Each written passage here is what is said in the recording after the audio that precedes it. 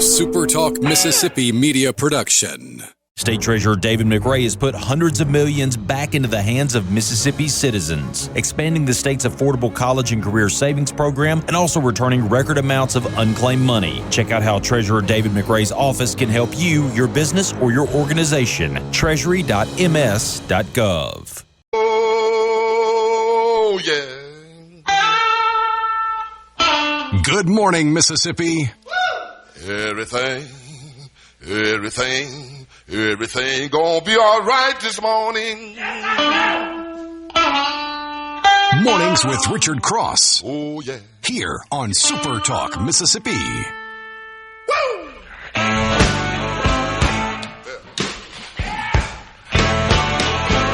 Now, when I was a young boy,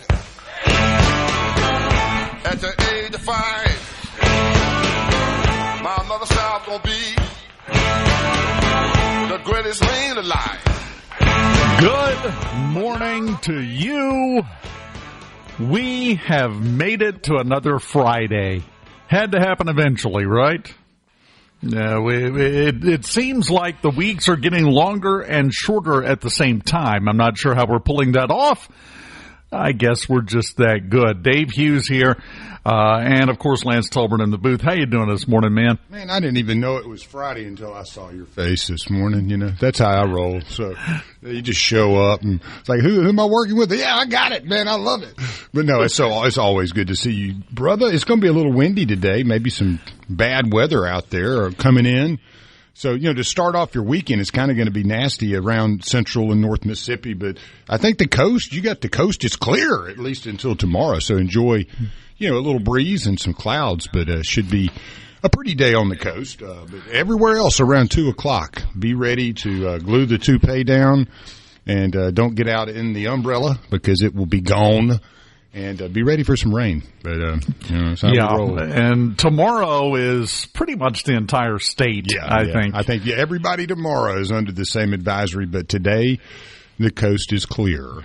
So. You know, there's one thing I hope, and I don't know if you heard this story. I don't know if Richard has talked about it. Senatobia.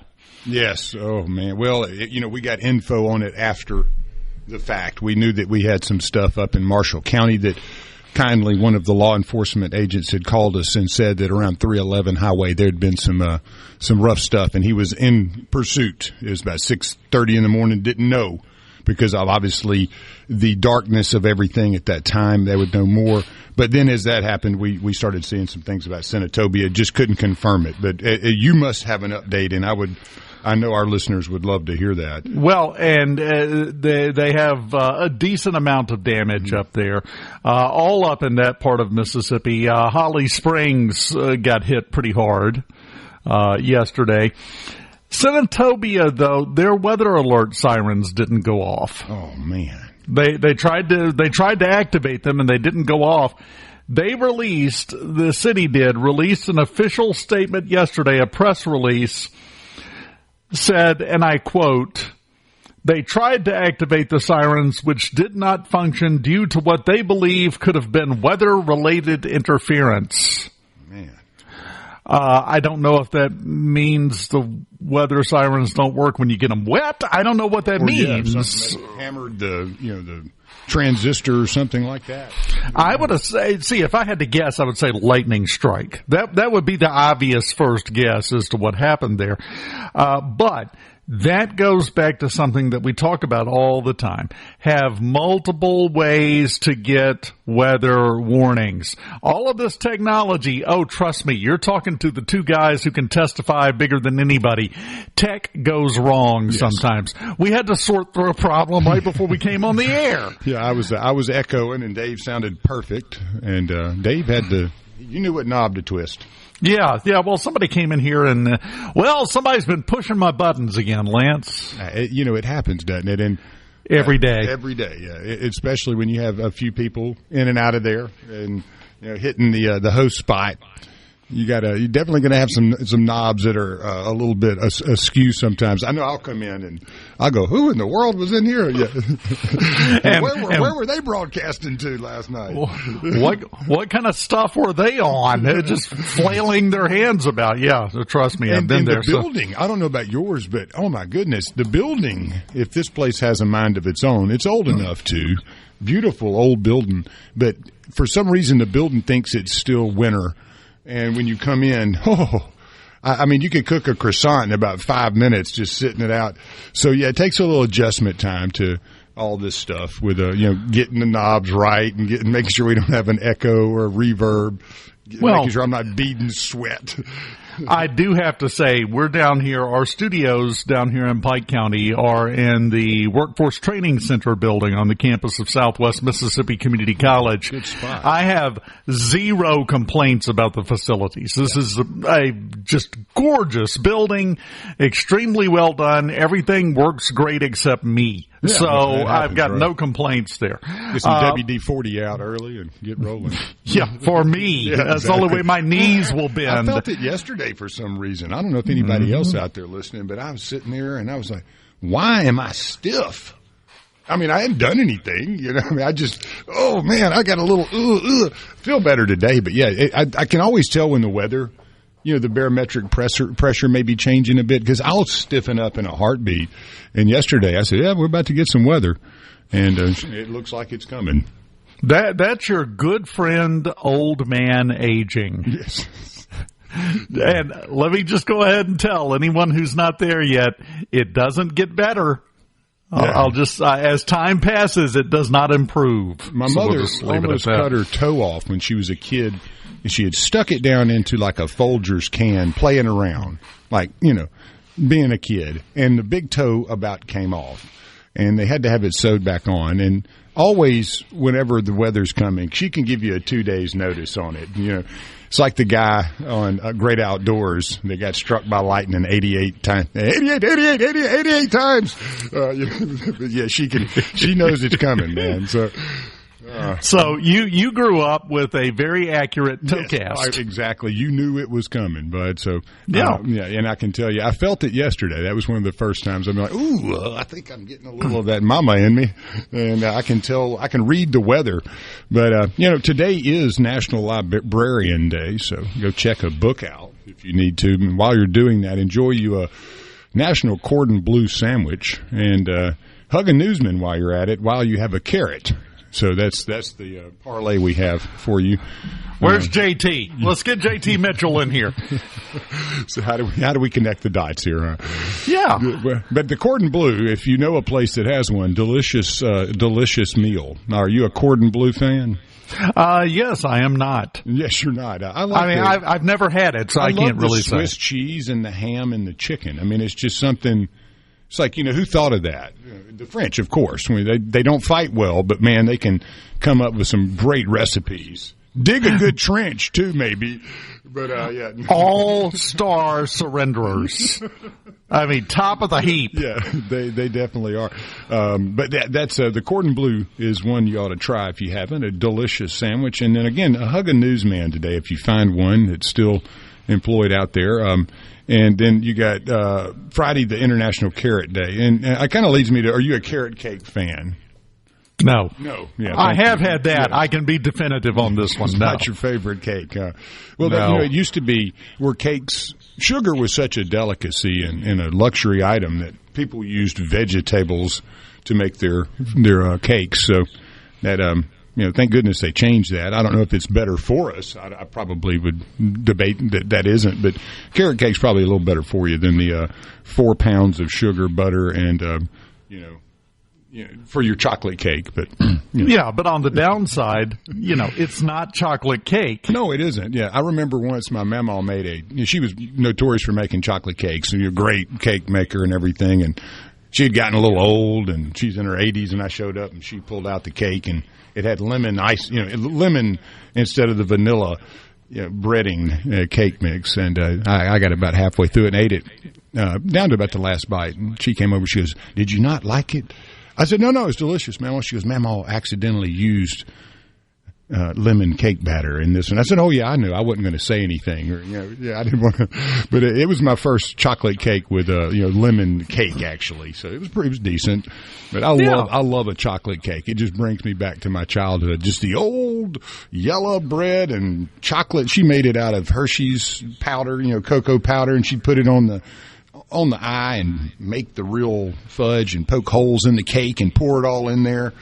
And it was a meal. It was amazing. My favorite cake is at the opposite end of the healthy spectrum from carrot cake. German chocolate cake. Yeah, it has like a little of everything in it. Oh, that's good. All the good stuff. Of course, butter and sugar and breadings.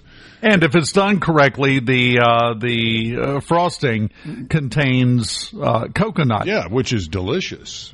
And coconut, I would like to point out, is natural, which means German chocolate cake is basically health food. Yeah, well, of course, you got cocoa powder. That's natural.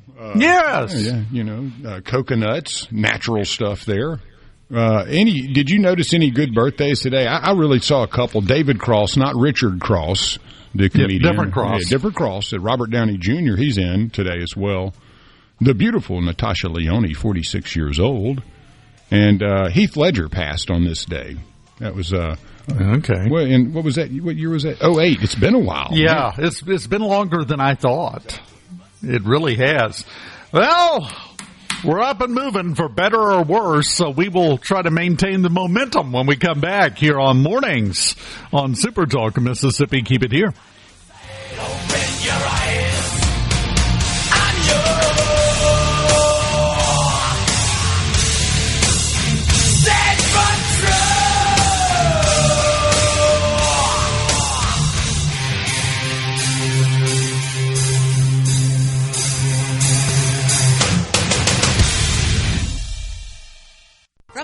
All right, now to the important stuff. Your VIP pass to hear what the most influential Mississippians are talking about. This is very important. Huge news. Mornings with Richard Cross on Super Talk Mississippi.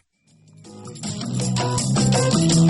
3, 4, 5, 6, 7, 8, 9, 10, 11, 12. 1, 2,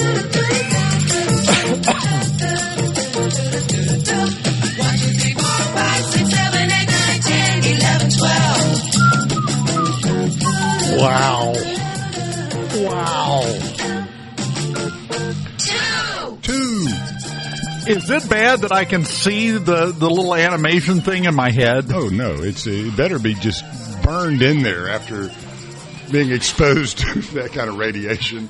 That falls into the same category to me as Schoolhouse Rock. Yes, I love that one too. I jam that one out every now and again, actually. Well, and it was educational. Yeah. It actually taught things. Well, and that's, Sesame Street bringing the heat there early in the morning. That's why I did y'all a little Metallica out with a Sesame Street pinball number count on the way in. So it kind of evens out, right? Now, see, I've mentioned Schoolhouse Rock, so I've got I'm Just a Bill stuck in my head. I got it right here for you, Dave. I have that. That's Jason White's theme song, man. Come on. How does a bill become a law? Well, you adjourn. Well, little young man, this is how we do it here on the hill. Oh, man. It was pretty accurate for its time. Things have changed just a little bit. You got to add packs and super packs now. Yes, packs and super packs and infighting and arm wrestling matches, I'm sure. And Depends diapers and a proctologist visit the next day, right? Yes. Booker, God, he had to have gone to the proctologist the next day or the urologist, one or the other. And they're like, what were you thinking, man? You got to wear a diaper. The problem with Cory Booker is he has to wear a hat to the proctologist so they don't accidentally check the wrong end. That's the main problem there. Touche, sir, touche. I love it. But you're right. And, disagreed with the whole premise of what he was doing. It was basically a desperate cry for attention. It's when your 2-year-old won't shut up screaming McDonald's over and over and over and over because they want a Happy Meal today, and you've already told them no. He wasn't filibustering any particular piece of legislation, any bill. It was, look at me. I can stand here and talk for a long time. And then Chuck Schumer calls him a hero. Good at talking, so when you're good at talking, you got to let them know. the politics has become far too performative for my taste. Yeah, and in 68 on this day, Martin Luther King was shot while standing on the balcony of the Lorraine Hotel and Motel, Memphis, Tennessee, just 39. A lot of bad things happened and following that as far as rioting and such, but today being very significant as well in that. I went to the New Stage Theater about a month ago. They had a really interesting, it was a 2-person show, and it was about Martin Luther King the night before getting shot. And, and it was it was called The Mountaintop. It was a really, if any of y'all ever have an opportunity to see that play, it's really a good one to see. It rolls along, but watching 2 individuals on stage there and dealing with those issues, and Martin Luther King in that play is given the knowledge by this angel that visits him, and she tells him, hey, your time's up.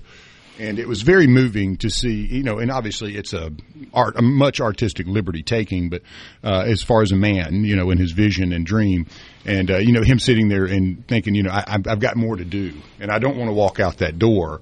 But it was almost like, he knew it was coming too. I mean, if you really read into the times, it was a man that knew life was not going to be long for him, probably, and a day to celebrate the peaceful mindset of Martin Luther King Jr. See, what you're describing there with the play, though, does something that art should do. And that's make you think and make you contemplate things you wouldn't have otherwise thought.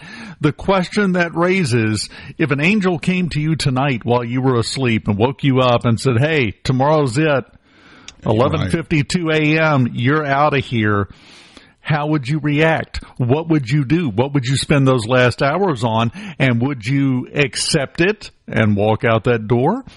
Or do everything you could to avoid it and try to fight it?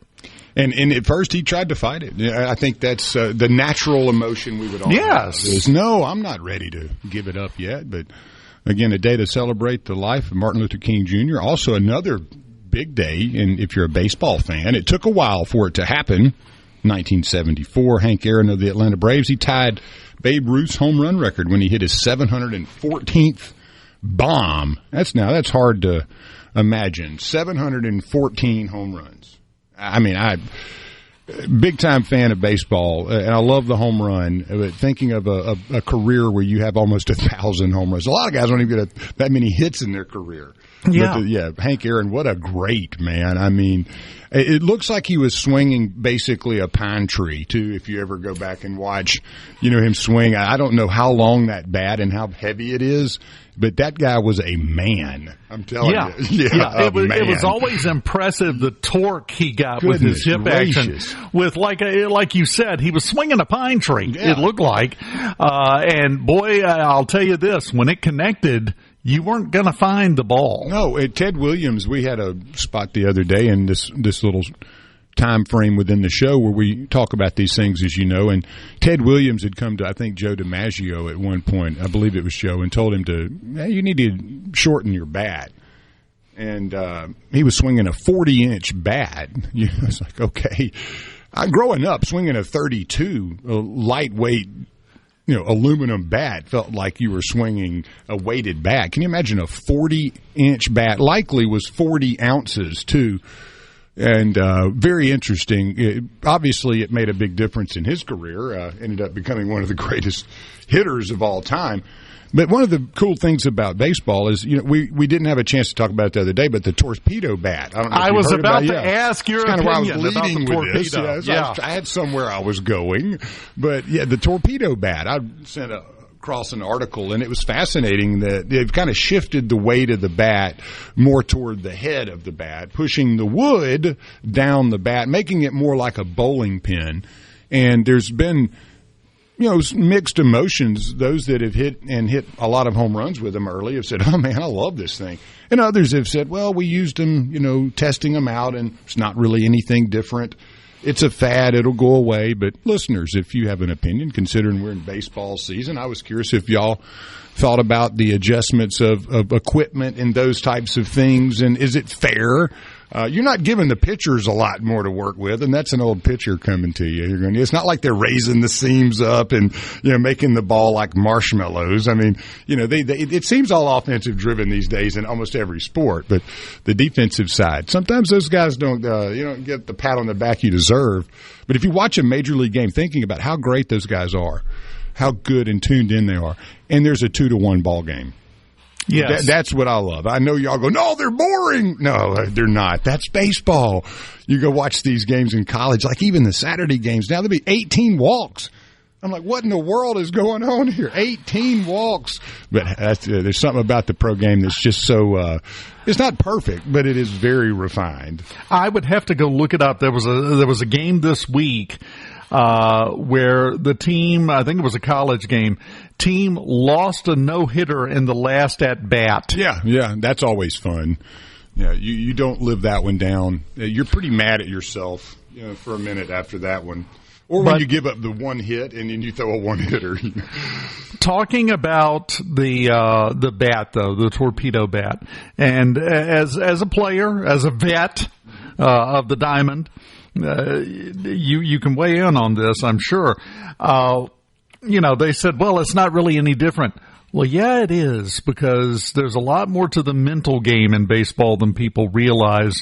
When I was helping coach my youngest son in Dixie Youth, this has been many years ago, he got in a slump. I mean, he was one of those that when he, got up there like 7 years old, he would swing and the ball would either hit the fence or go over, one or the other, every time. Then he got in a slump. He couldn't make contact with anything. Tried everything under the sun, couldn't get him through. You know how we fixed it? Like flipping a switch?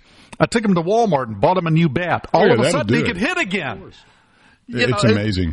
The new bat was no better than the one he was using, but it was mental. Well, I equate baseball and golf. They're very similar in that. Baseball's obviously a different sport, it's more of a team sport, obviously, but the nuances and the little things that if you don't have them that day, how it can derail the whole day. I mean, and then it's almost like in the natural where it says losing is a disease. It's as contagious as syphilis, a ship rocking at sea, lost. And you're going, okay, and you learn that at 10 years old, and you wish you'd never heard that, because that's the reality. Once you get off the track, sometimes it's really hard to get back on it.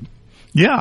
And it may just be some little bitty thing, Old man Mo can be your best friend or your worst mortal enemy, depending on which way he's leaning into the wind on any given day. And it's hard to get him to move. That's the problem.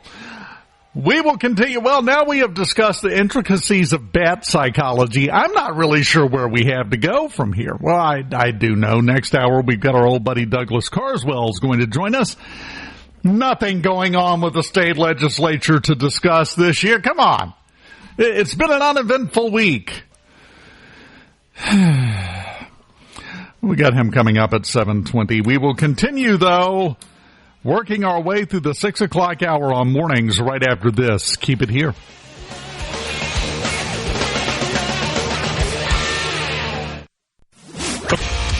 Wake up. Get up and start your day right with Mornings with Richard Cross here on SuperTalk, Mississippi.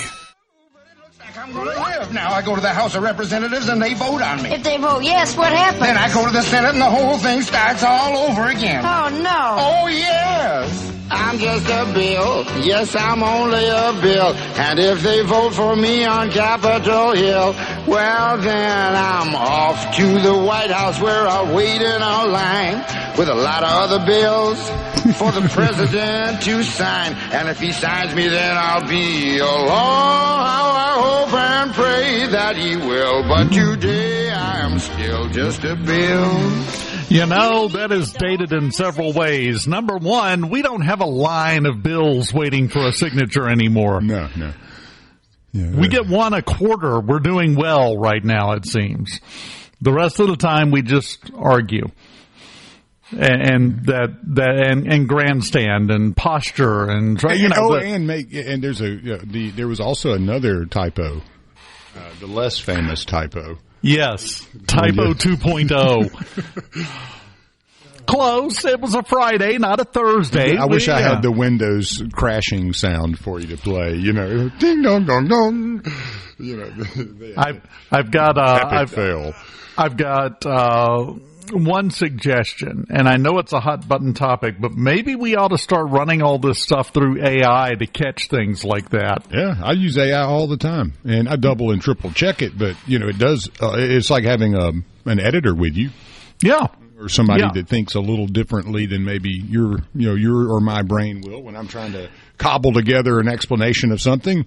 It'll give me a couple good options. It has definite advantages, and I think those will increase as time goes on. And I see a lot of people freaking out about AI.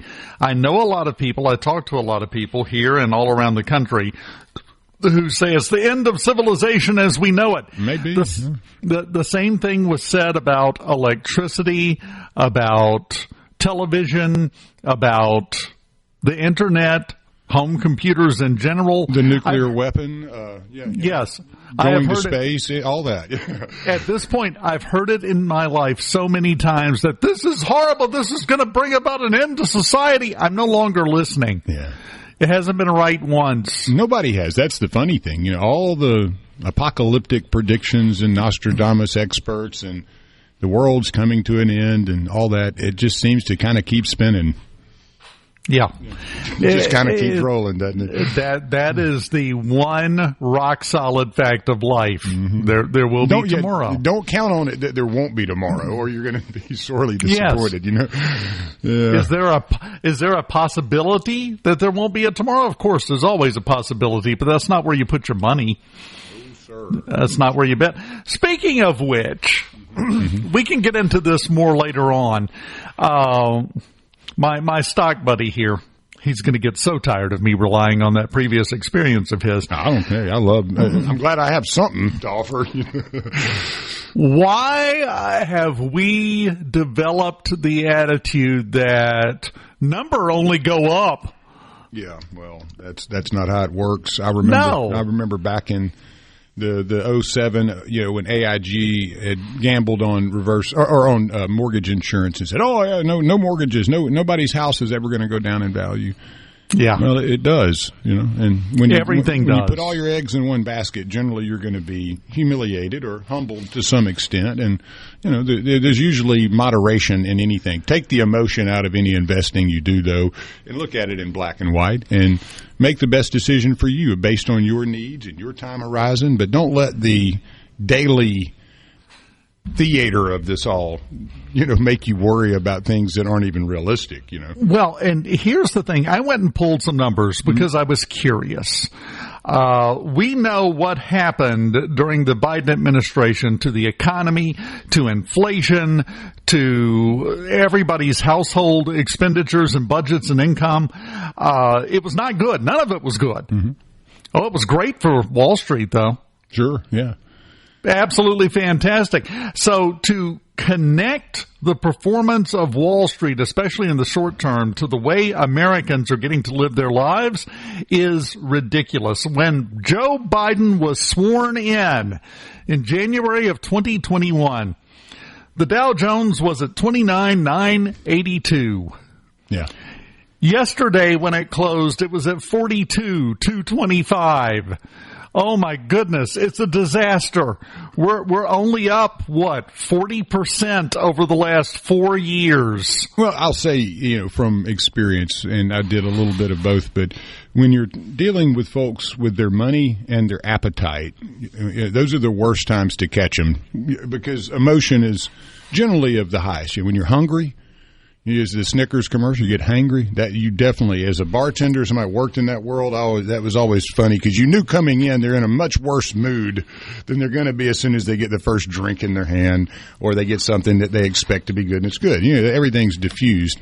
And then money, the same way. When you build something to be only going up, when it goes down, people are going to be really upset because that's their livelihood. They've worked so hard to put back this. And that's your one thing in that world, that you just always want to create reasonable expectations for folks, and that's the big thing. To me, the problem is we have developed this attitude and this mindset in every corner of American society that if you're not increasing, you're failing. That stuff doesn't go up forever, right? No, it there can't. Has to be resets. And I know a lot of the worry is with tariffs, and I cannot sit here and tell you I know what's going to happen. I can say that America's been getting gypped and ripped off and robbed for a long time, and if you're good with that, then okay, that's your opinion. I'm not, and many Americans are not. Now, do we have the patience and the fortitude and the backbone to withstand some of the issues that are going to arise because we put our foot down and draw a line in the sand and demand to be treated fairly? Because I can assure you the world has been addicted to America getting ripped off for a while. And there's going to be a price to pay for that. And as America, are we capable of going, okay, we don't want that no mo. We've got to stand some of this, and we've got to stand behind the guy we voted for, even though sometimes you don't like everything everybody says. America spoke. America created a mandate and put the guy in power.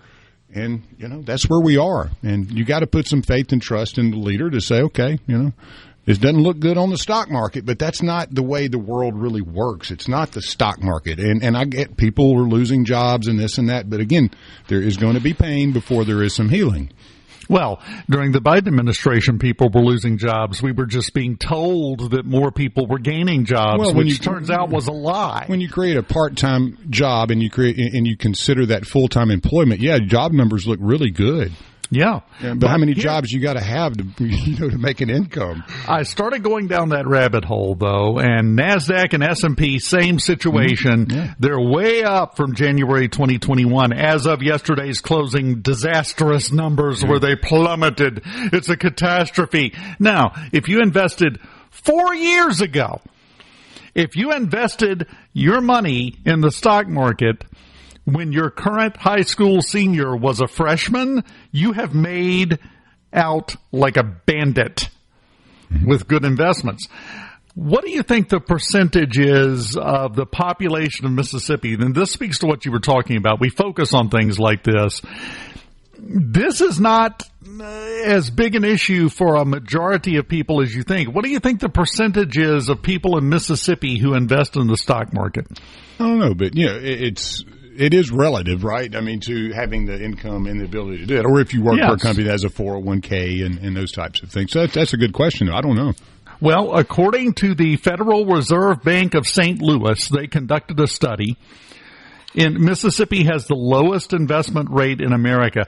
10.5% of the people in the state are invested in the stock market, which means 89.5% of the people don't care if it goes up or down because it doesn't directly affect them in a visible way. Yeah, well, it's kind of like going to the grocery store or anywhere and you see like signs in Spanish when, up to 2% of our state at most is an immigrant. So why am I having to read something in Spanish?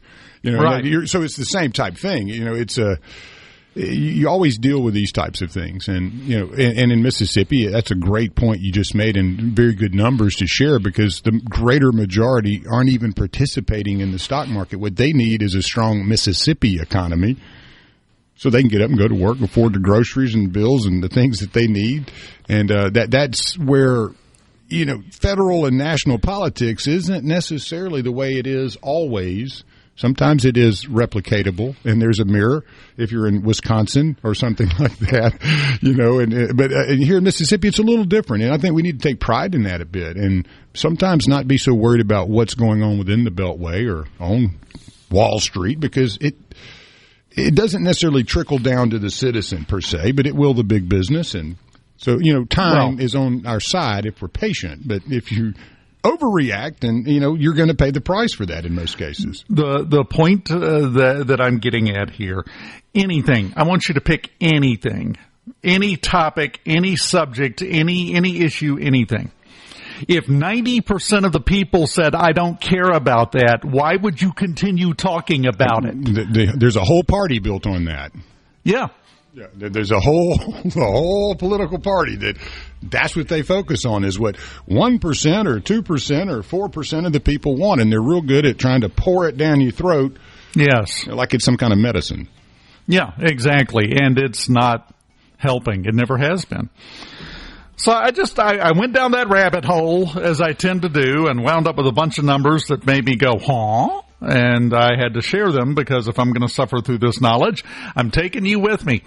When we come back here on Mornings on SuperTalk Mississippi, it's time to talk money again, but in a good way. It's Mississippi Lottery up next. Keep it here.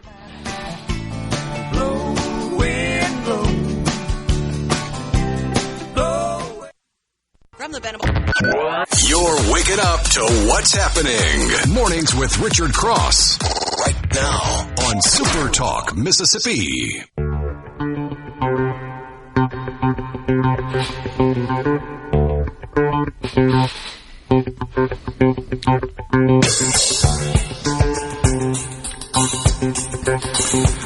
Welcome back.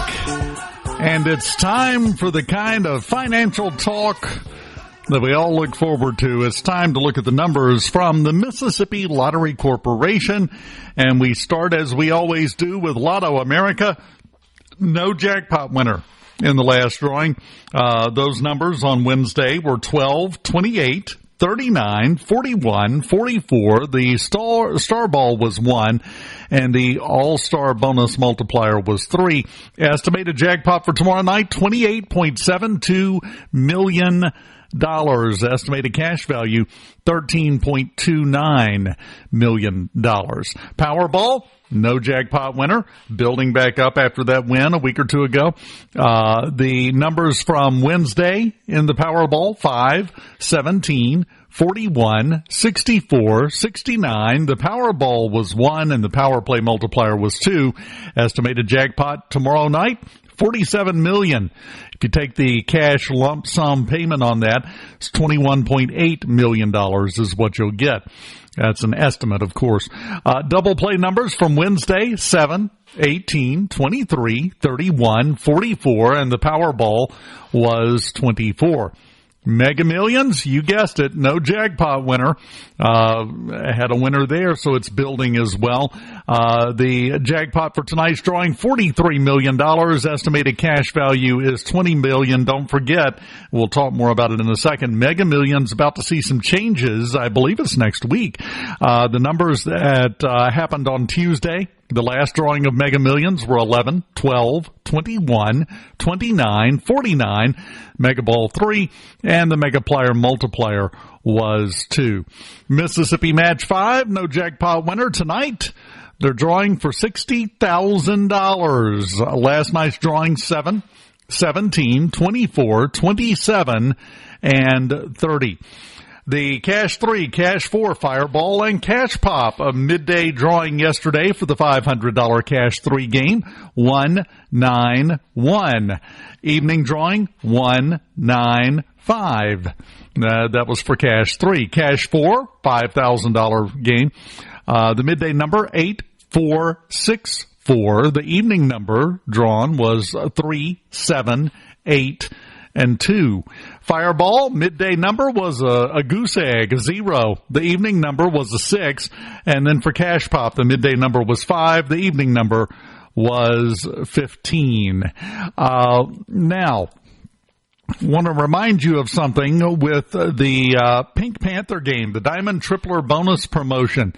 The fourth drawing was held yesterday, had a $15,000 winner from Crystal Springs, a $10,000 winner from Hattiesburg, and a $5,000 winner from Florence, plus $100 digital gift card winners from Forest and Pontotoc. The winners will all be notified by certified mail. Next drawing coming up Thursday, April 17th. You've got until Monday the 14th, a week from Monday, to enter your non-winning tickets in the Pink Panther Diamond Tripler bonus promotion. All of the entries on top of that also go into the second chance promotional drawing for $100,000. You can check out mslottery.com for more information. Got some new scratch-off games out. The $1 piggy bank bucks. I like it. It's a tic-tac-toe style ticket. You can win up to $500. $5 gold card bingo, $75,000. It's a bingo game. I probably didn't need to tell you that, but there you go. And $10 tickets, spectacular riches, chances to win, bonus prizes, and a grand prize of $200,000. $1,000, and all scratch-offs are eligible for that second chance promotion. You can go to mslottery.com/second chance, second not spelled out, but 2ND -chance, MississippiLottery.com/second chance for a second chance in all of those drawings. Now that big change coming to Mega Millions goes into effect tomorrow. Bigger jackpots from now on. When somebody wins the jackpot, it won't reset to 20 million. It will reset to 50 million to start with. The jackpots are going to grow faster. There's a built-in multiplier on every play. Non-jackpot prizes could be boosted up to $10 million. And every win will be worth at least twice what you pay to play. No longer will you pay, $10 for a ticket and get $10 back. It's not that much. That's the best part. So you're never going to break even. You're going to win at least double your money when you do win. The changes launch tomorrow. The first drawing of the enhanced game will be on Tuesday. The price changing, going to $5 per ticket.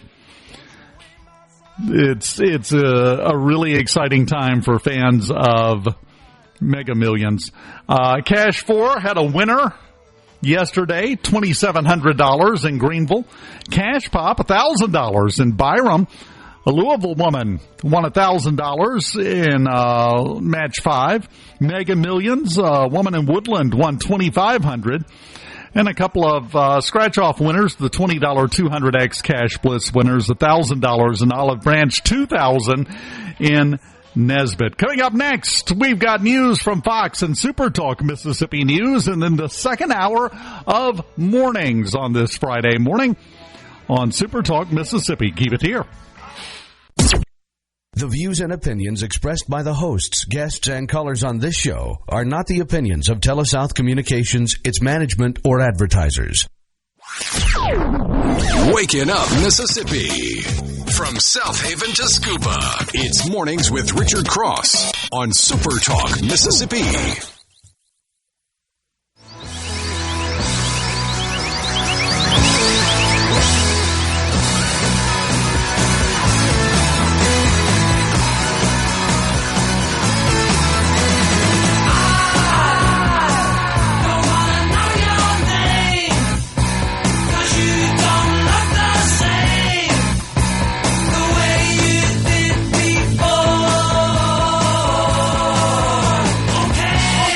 Welcome back to Mornings on SuperTalk. If you're starting the hour with Fox on the Run, you know it's a good day. Yeah, well, and I had that Pelosi one loaded up for us. Yeah. You don't look like you used to, and don't talk like you used to, and you want to. Ain't it the truth? Ain't it the truth? And then the hold Bernie on. Sanders one, too. You go ahead first, yeah.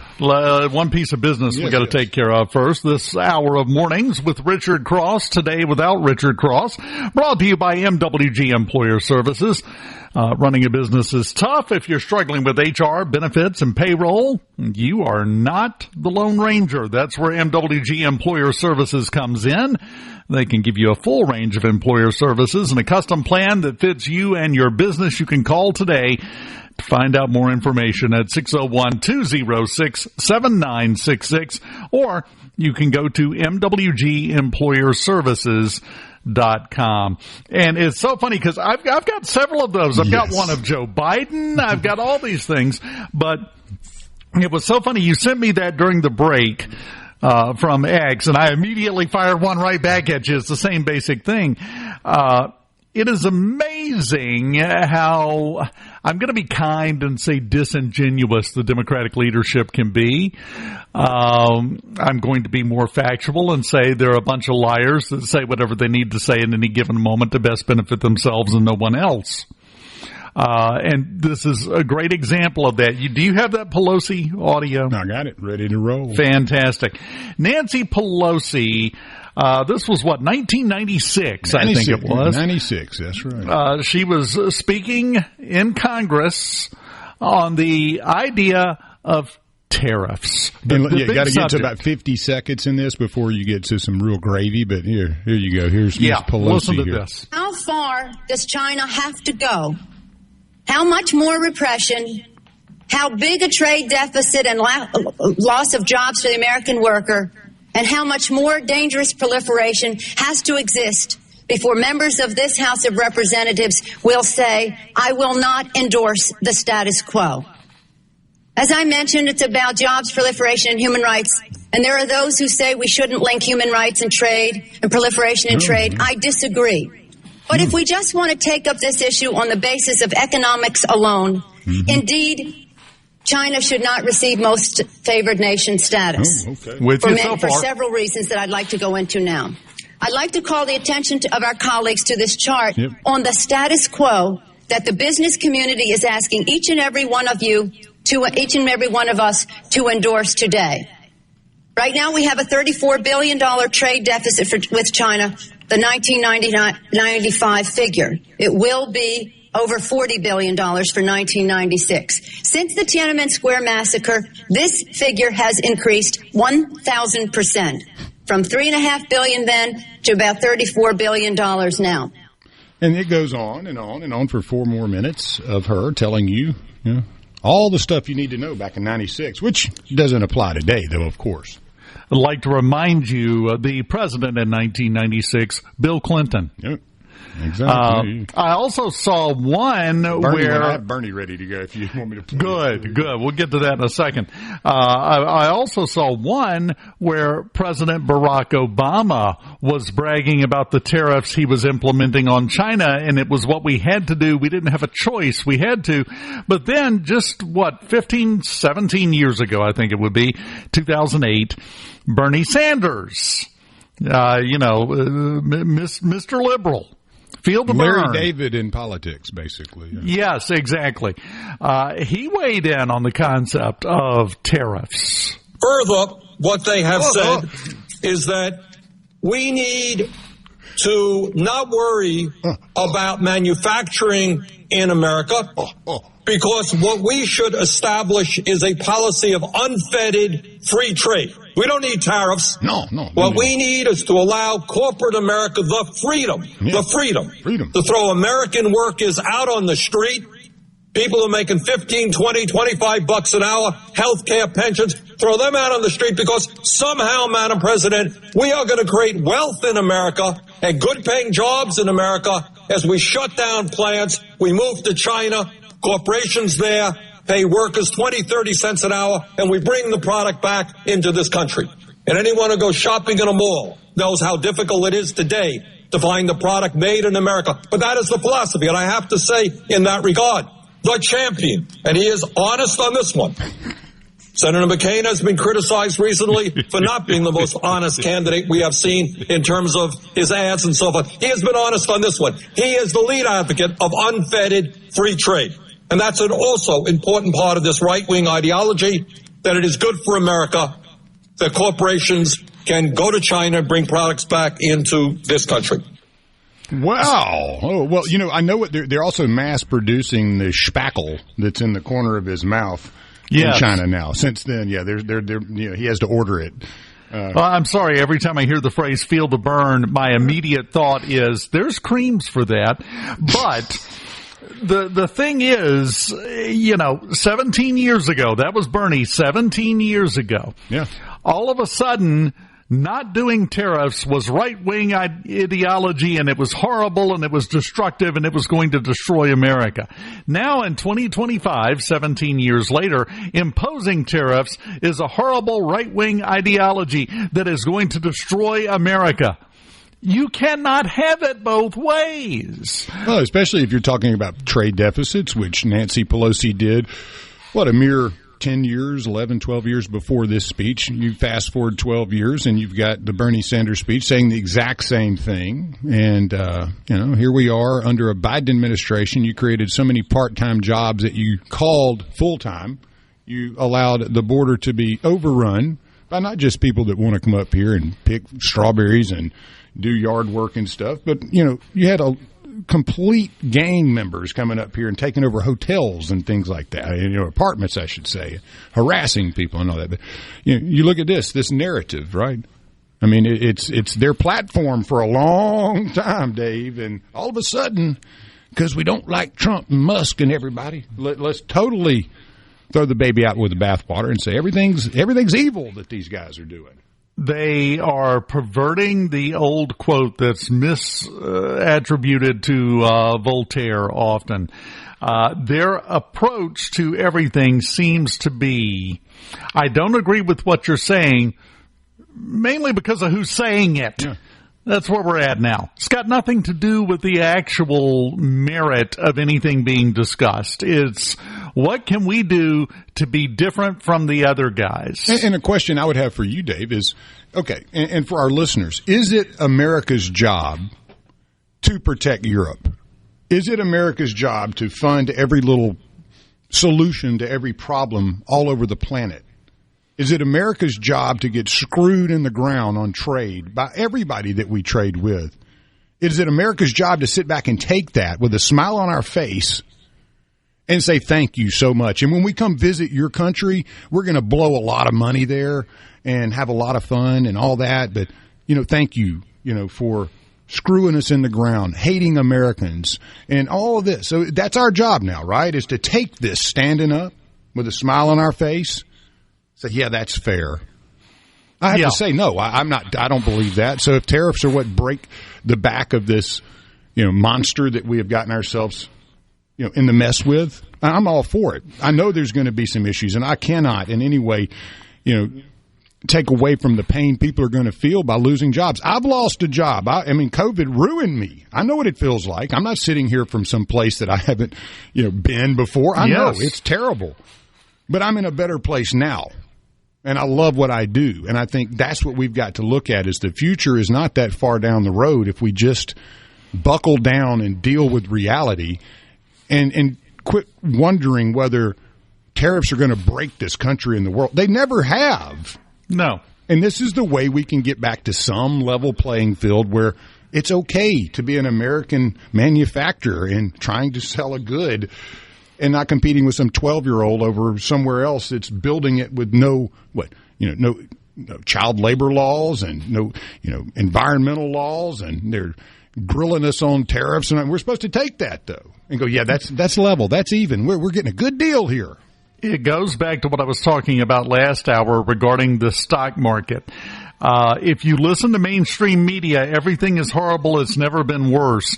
The markets entered a bear market standing yesterday for the first time since 2022.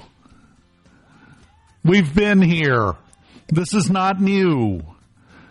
Quit buying into the hype that it's a disaster, because that's what they're always going to say when they don't like the person doing it and what's being done. That almost kind of leads into our conversation. Douglas Carswell with the Mississippi Center for Public Policy joins us next. We'll pull it back towards Mississippi, though, for that conversation right after this.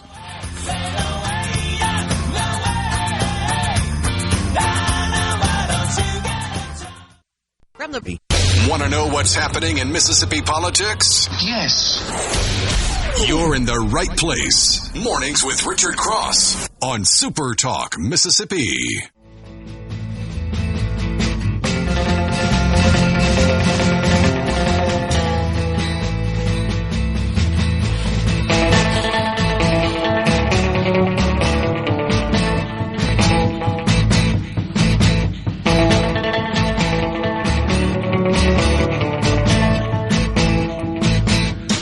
Welcome back.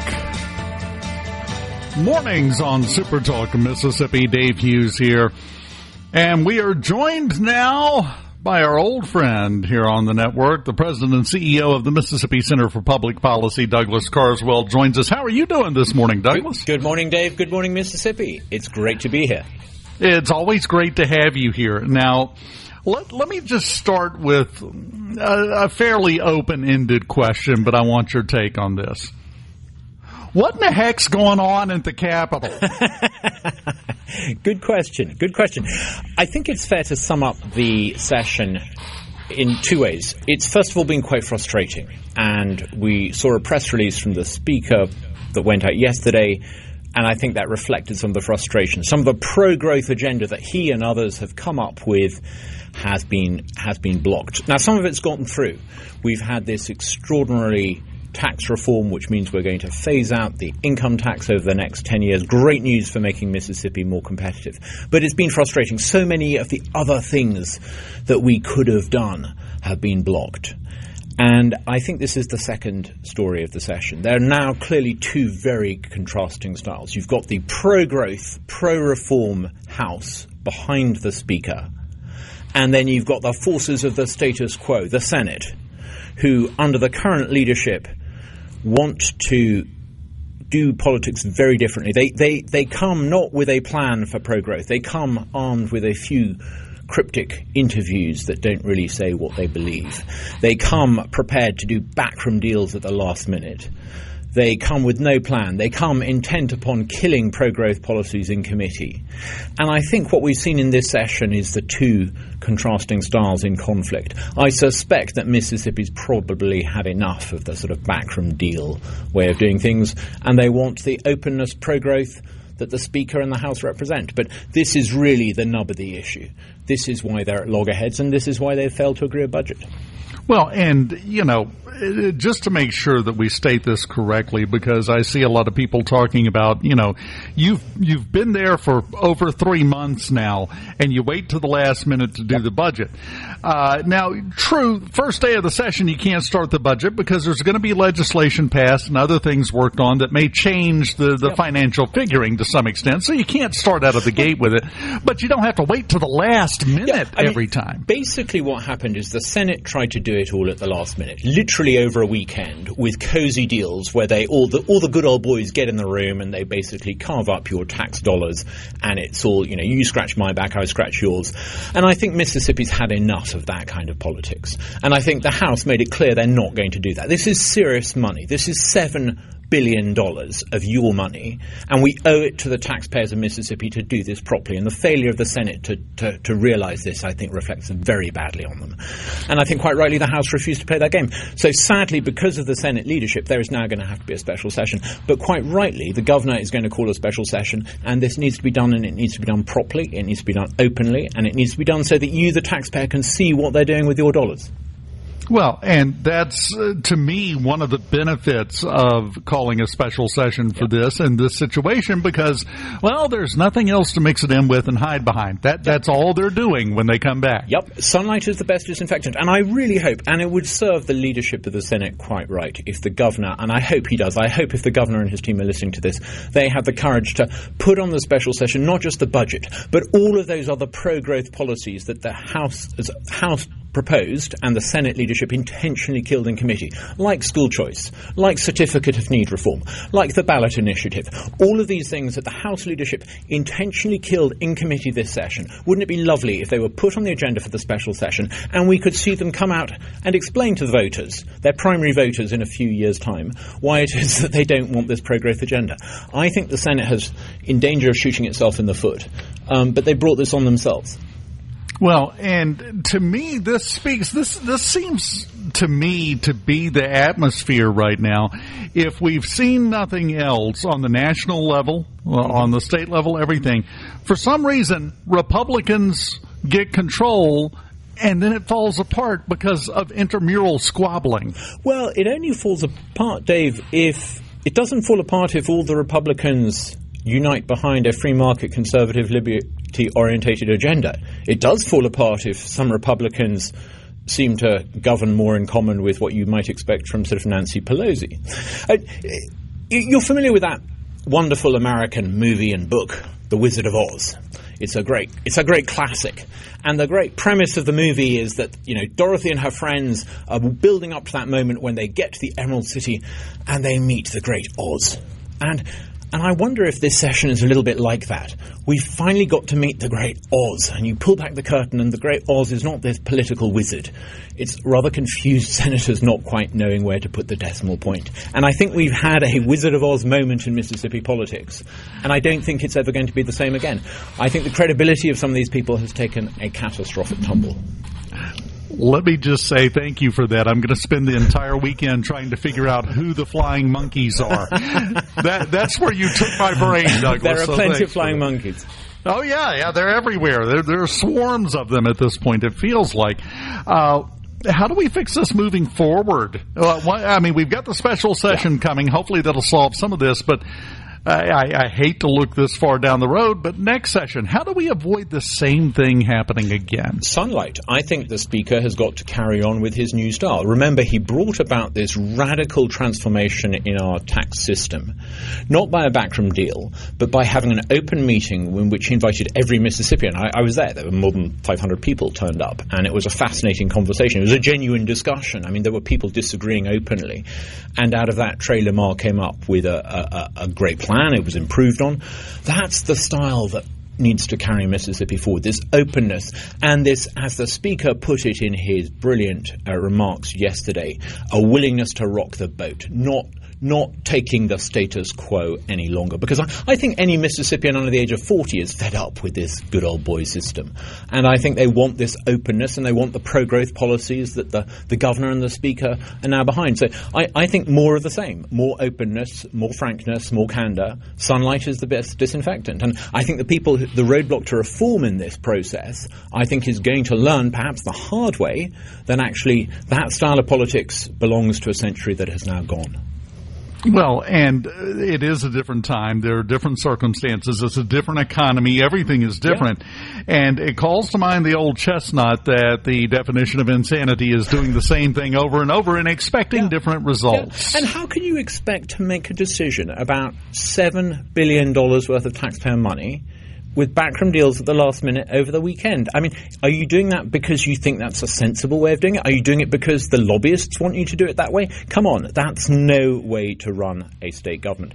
And fortunately, we now have a special session that I think will allow us to do the budget properly. But I really hope, I repeat the point, I really hope that the governor adds onto the agenda for the special session some of the other issues that some people in the Senate intentionally blocked. Let them come out and openly say to voters in Mississippi, not, oh, this died in committee. Let them come out and say, we don't want you to have the ballot initiative. We don't want to deregulate the healthcare economy. Let them come out and say, we don't want you to have the school choice that every family in every one of the surrounding states around that borders Mississippi now have.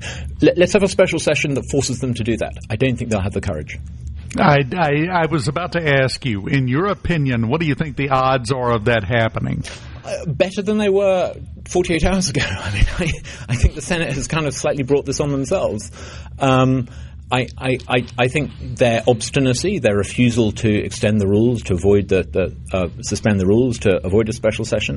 I mean, I think it's been one blunder after another by the Senate in their own terms. I'm not just talking about not knowing how to do basic math. I mean, they've blundered and blundered again, and they've doubled down on their blunder.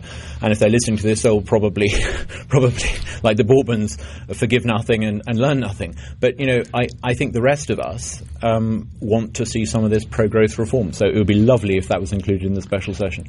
You're talking about the conference weekend, the session where they usually get together and slap the budget together at the last minute, as we've said.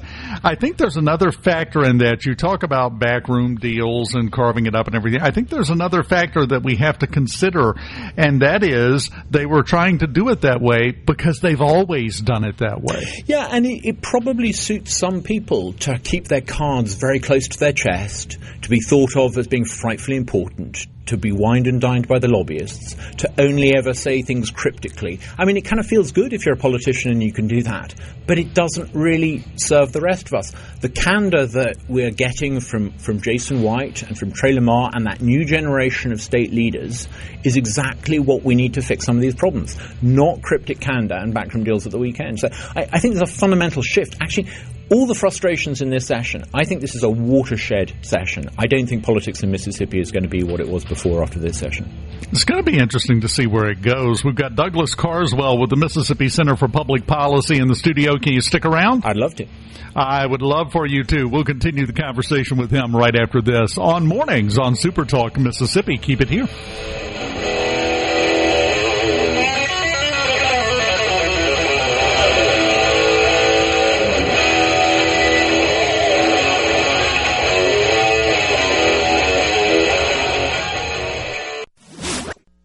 This segment of Mornings with Richard Cross is brought to you by Covington County Hospital in Collins, where your health matters. Mornings with Richard Cross on Super Talk, Mississippi. Welcome to the show.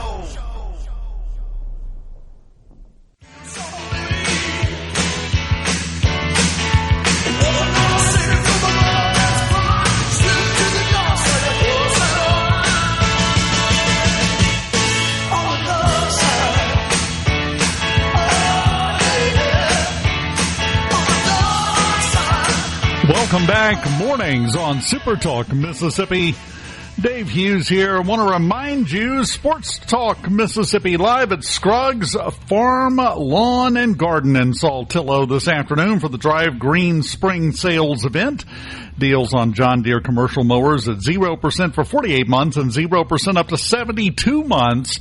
On all compact tractors, Douglas Carswell with the Mississippi Center for Public Policy.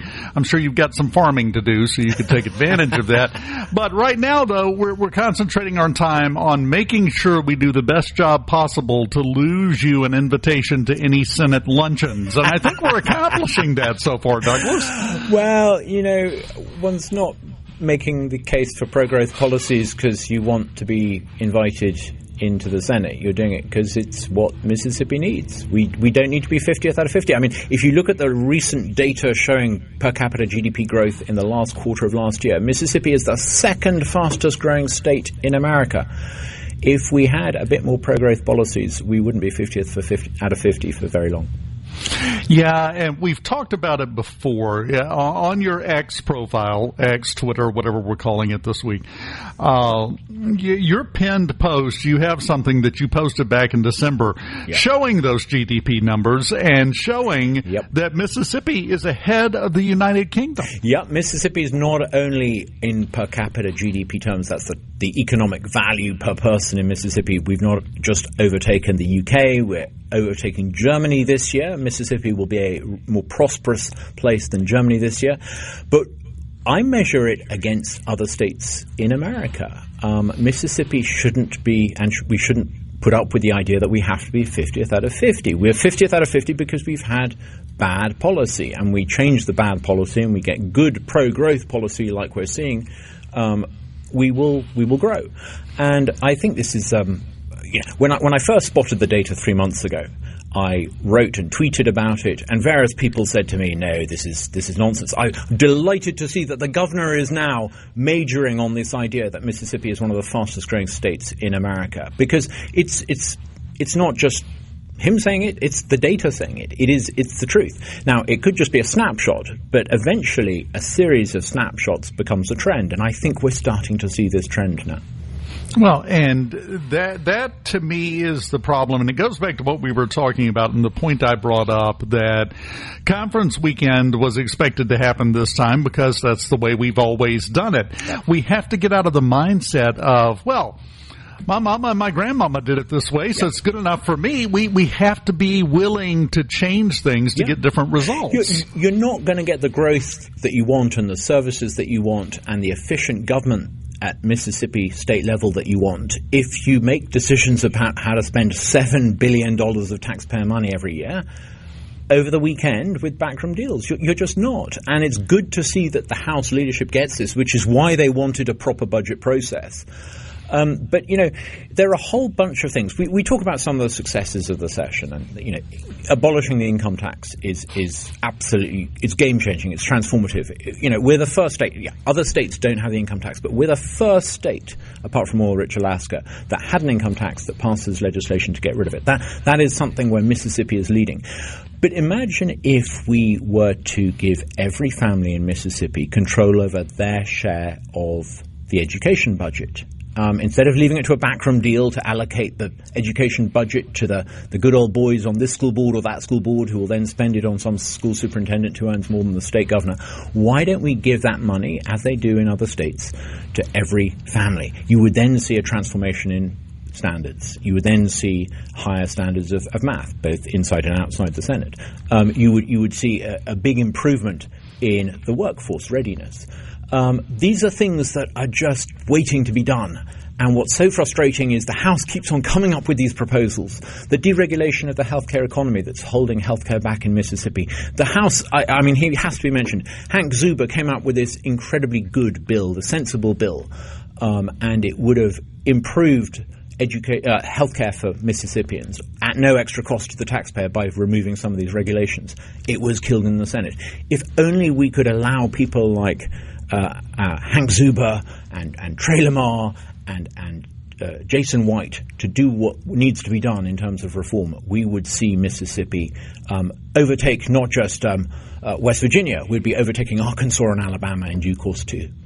Well, the thing to remember is reform is hard until suddenly, literally overnight sometimes, it's not hard. Yeah. You have to build up to it, and then the dam breaks. And the wonderful moment is when everyone's sitting around the table when the governor's signing the bill, claiming credit for something that you know that they were opposing only a few weeks ago. But that is a wonderful moment. And, you know, frankly, that's what it's all about. Ronald Reagan said, if you're willing to let other people take the credit, there's no end to the good you can do in politics.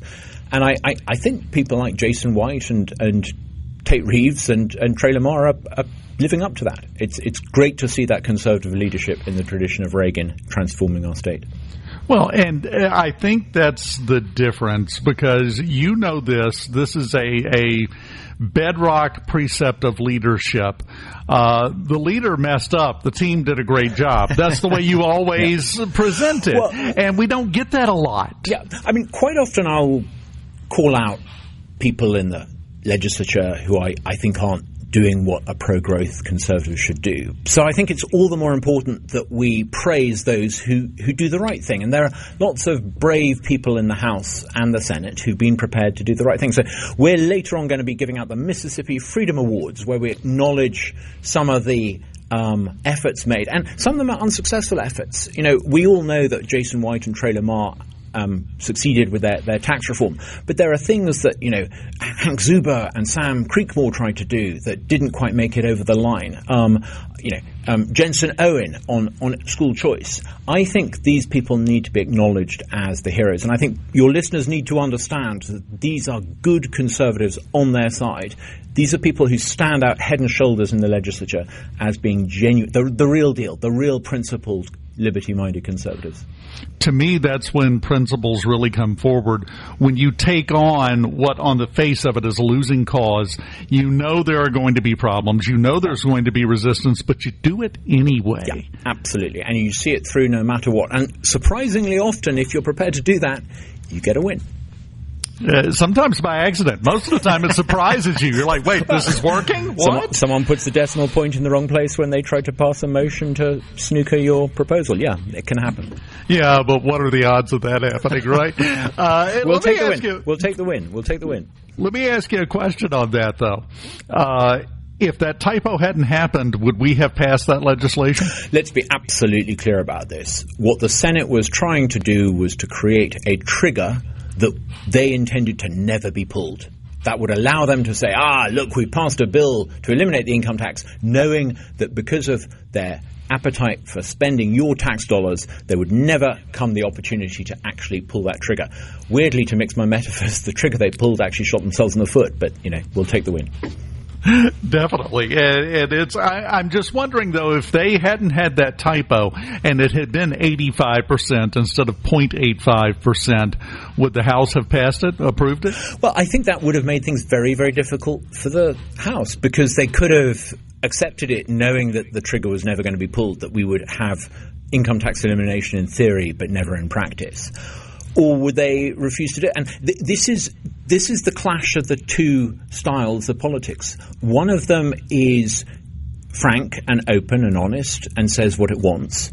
And it is up against this clever sophistry, this clever style of politics that kills things in committee, kills things in the shadows, never quite says what it means, says it's going to support school choice, says it's going to support a ballot initiative, but somehow kills both of those proposals in committee.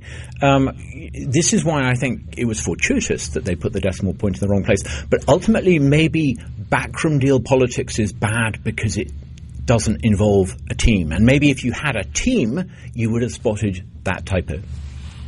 Yeah, I think you're probably right. I'm going to give you your out right here because we're coming up on the break. If you want to hang around for the next segment, you want to take a run at tariffs? I would love to. If you can't find a proper guest, I would love to stay on.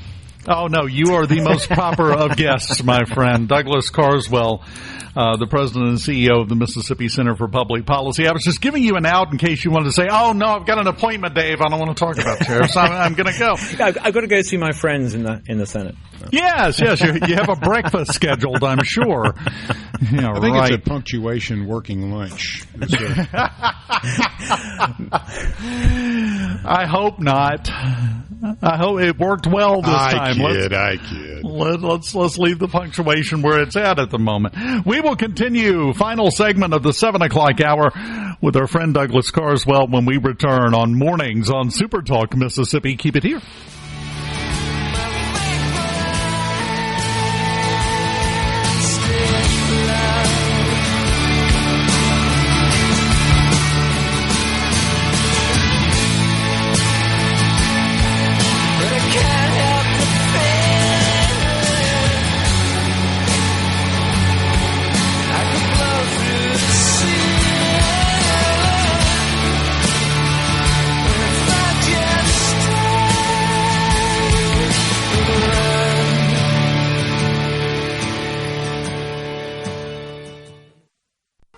Find out what's happening across your state. Mornings with Richard Cross on SuperTalk Mississippi.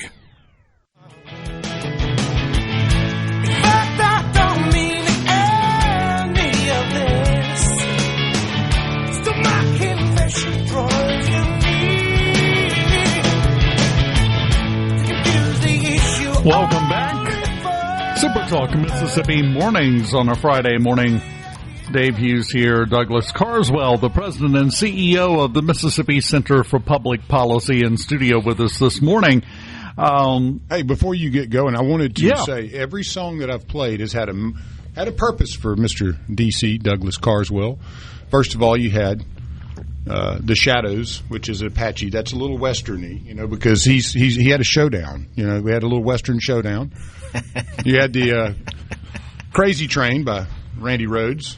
He's been on the crazy train for a little while. So he solved some of that riddle. And then you had John Cafferty, Beaver Brown Band, The Dark Side. He's been dealing with the dark side. Radiohead, Fake Plastic Trees. Obviously, that speaks for itself. And then The Hook. It just brings you back, doesn't it, Doug? You've got to play Yaz, The Only Way Is Up. Okay. That's right. Yaz, The Only Way Is Up. Let me go from there.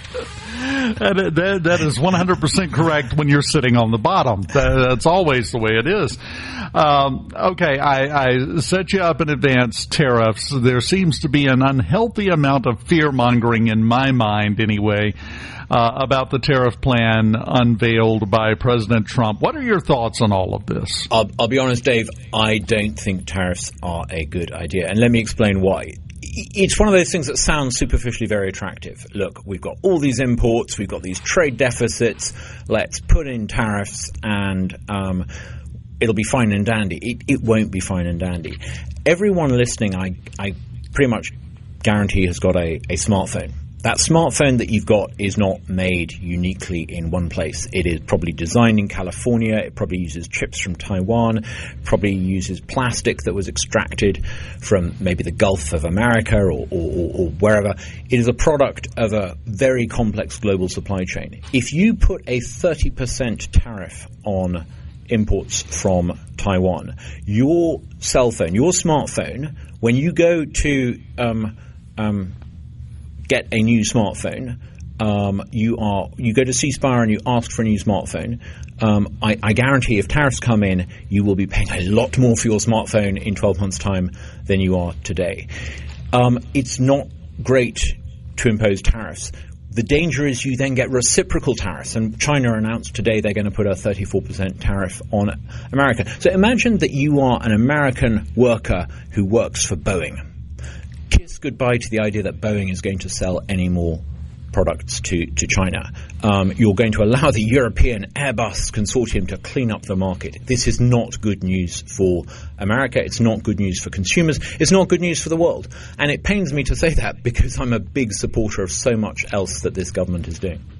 Well, my take on this, and we've seen this play out already a couple of times, how much of this is the intention of allowing these tariffs to go through and stay in place, and how much of it is a bargaining chip by President Trump to get people to come and negotiate the tariffs that other countries are charging on our goods? I hope it's that, but I'm not going to justify and rationalize something that I know to be bad on the hope that that's the case. I hope that's the case. Let me tell you what I think might be the best case scenario from here. The tariffs come in, already I think you're going to see a downturn in the stock market. You're going to probably see a downturn, maybe even a recession coming in America. That may have happened anyway, even without the tariffs. I hope that in the next few weeks, the UK and the US announced a free trade agreement. So the UK got a very low tariff rate, only 10%. We were the most favoured status of anyone. Unlike the Europeans who got 20% or the Japanese who got 24%, we only got 10%. I hope that a free trade agreement goes ahead in the next few weeks. That means that it's 0-0. The UK doesn't put any restrictions on American goods. That means the American market automatically gets 20% bigger, and we have complete free trade. And I hope that a US-UK free trade agreement in the next few weeks then becomes the model that other countries. And Trump is right. There are all sorts of restrictions. Japan may sell us lots of stuff, but it's pretty difficult for people in America to sell stuff to Japan. There are all sorts of non-tariff barriers. And I think maybe if any good can come out of this, it will be to force those countries to remove those restrictions. But it needs a country like the UK to show, and it's really good that the UK government is not putting retaliatory tariffs on the US. The UK government's response is actually, we're going to get rid of all tariffs completely. That was the response of the Israeli government. That is the way forward. Eliminate tariffs if you're a non-American country on American goods, and negotiate with Trump and say, look, if we get rid of all restrictions, tariffs and non-tariffs, on your products, will you give us a free trade agreement? And I think that could actually be something good that comes out of this. But if we keep up with the tariffs that we saw the other day, your living standard is going to fall. My living standard will fall. People will go to Walmart and their dollars will simply not buy what they can buy today. See, this is why I wanted to ask your take. I knew you'd have one, and you did not disappoint, my friend, as usual. Douglas Carswell, President and CEO of the Mississippi Center for Public Policy. The Senate parliamentarian is on line 2 for you before you get out of the studio. I think maybe a question. I don't know. Douglas, always enjoyed talking to you. Thank you so much. It's been great. I love it. Thank you. Coming up next, we've got news from Fox News and SuperTalk Mississippi News. This hour of Mornings with Richard Cross brought to you by MWG Employer Services. Call 601-206-7966 or go to MWGEmployerServices.com to find out more. Up next after news, Nicole Smith with the Mississippi Museum of Natural Science. Keep it here.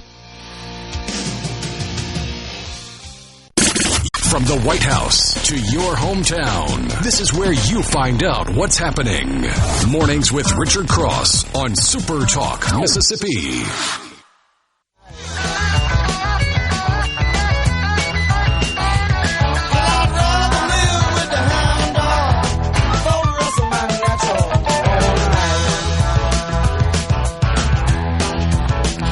Welcome back. Lance has the bumper music popping on this Friday morning on Mornings here on Super Talk Mississippi. Dave Hughes here, and joining us now with the Mississippi Museum of Natural Science, Nicole Smith joins us. How are you? Oh, you look so happy this morning. I love it. I'm great. NatureFest is such a wonderful event. How could I help but smile?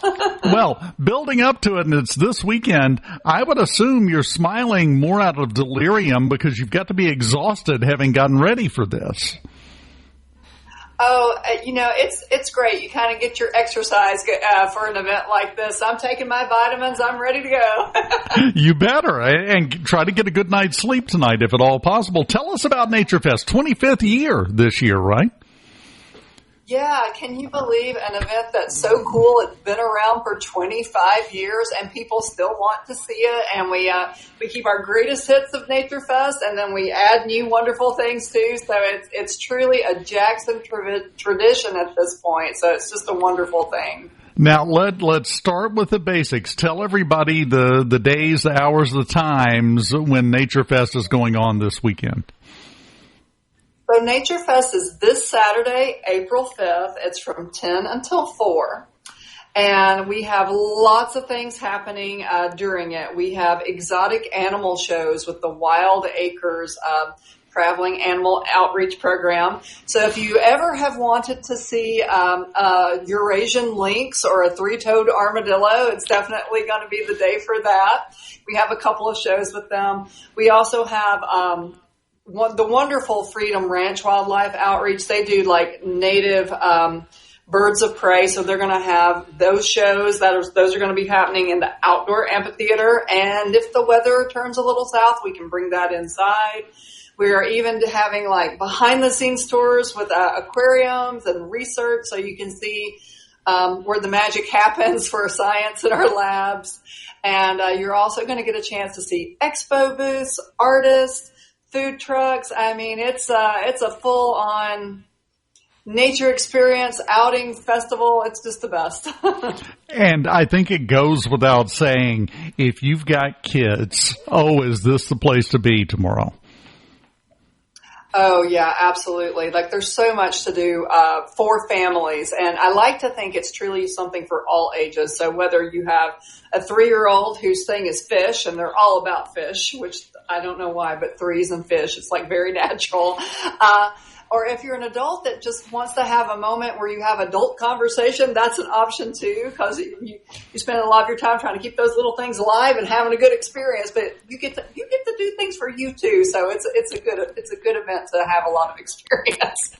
Well, and that's the best part, because an event like this, the kids are occupied because they're looking at the three-toed armadillo. They're not paying attention to mom and dad, which gives mom and dad a little bit of a breather. You're exactly right. You talked about keeping the greatest hits and bringing in new stuff over the years. Is any of this new this year? So Wild Acres is a new exotic animal program, so we've not had them before. A few other things that are really new, because it's the 25th anniversary, we really wanted to make a big deal about it. So we're going to have a selfie 3D photo booth thing, so people will get mementos. They'll print little, kind of like Polaroids used to. They'll print little photos so you can take them home as a memento. There's even a special sweepstakes giveaway with Ford from the Bronco Wild Fund, so you can enter for a chance to win a vehicle with them, which is very exciting. The drawing for that will be December 3rd, but you can enter at this event for it. And we're even giving away a special 1-year family membership. There's a drawing for that. So that's new for this event too. Lots of new exhibitors, new artists, new vendors, and of course our research tours are a greatest hit, something you have to have. Our aquariums. People want to see how they make the cake, and this is how you do it. Well, and I do want to talk not necessarily about just the event, NatureFest, which is a big deal, but the museum itself. It's been a while since I've been in there, but if you've never been to the Mississippi Museum of Natural Science, you are missing out, not just on event weekend like NatureFest, but all throughout the year. You talked about the membership is what made me go down this particular path. This is something, and I can guarantee you this, and I'm sure you will agree with this, the kids will never get tired of going to the Museum of Natural Science. They went last weekend. They're willing to go this weekend too. Trust me on that. And I bet you see a lot of repeat customers, don't you?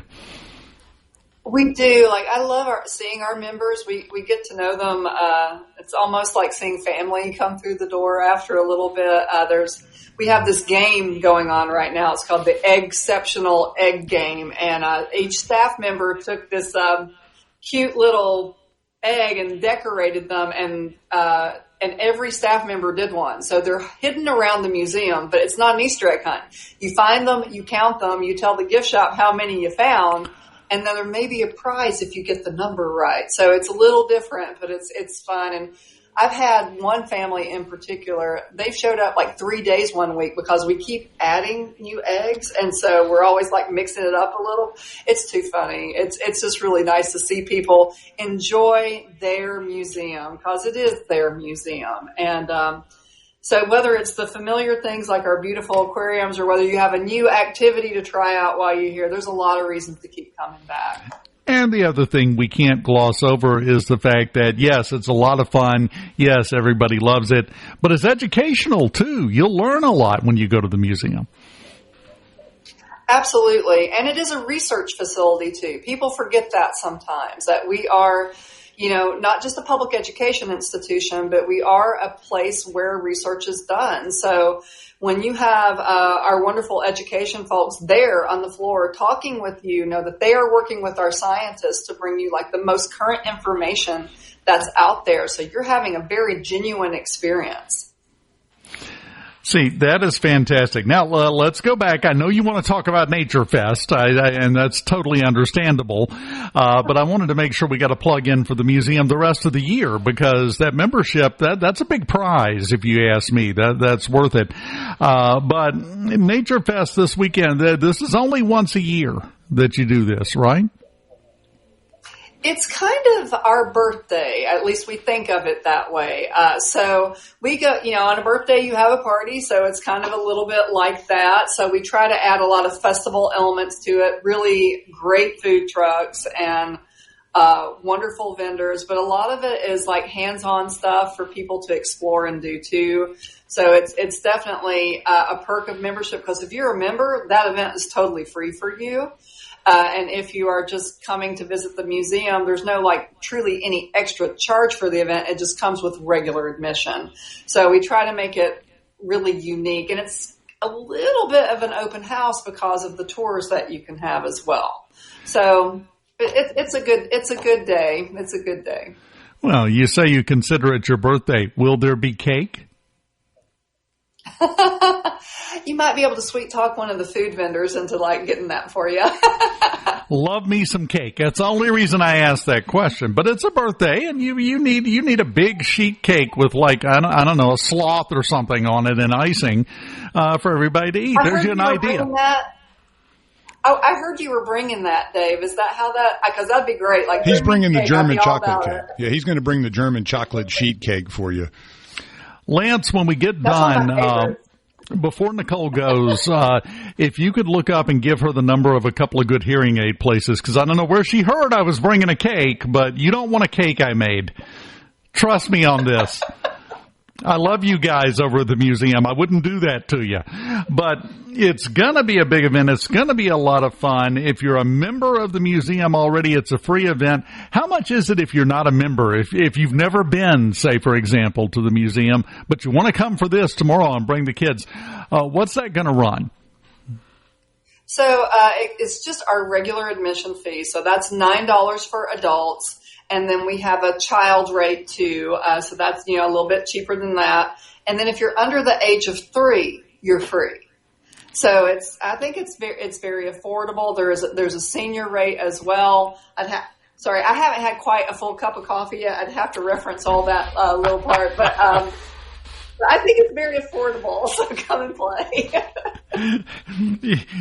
You can work it into your budget. Let her drink her coffee and then go. That's the word, right? Yeah, there it is. Okay, we're holding her up. It's cooling right now on her desk while we talk. And you've got a lot of stuff you got to do today to get this finalized, don't you? We're our big setups today. In fact, when I get off the phone with you, I am going to help set up a rock wall, a climbing wall. That's for the event.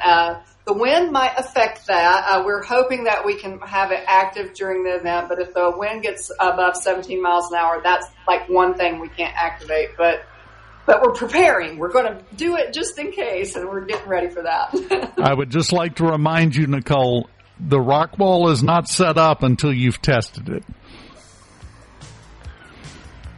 Yeah. Go chug that coffee. You're going to need it. It's NatureFest coming up tomorrow at the Mississippi Museum of Natural Science. 25th anniversary is going to be a big day, and the kids will absolutely love it, and they won't shut up about the trip for the next 2 weeks if you take them. Start your day right. Mornings with Richard Cross on SuperTalk Mississippi.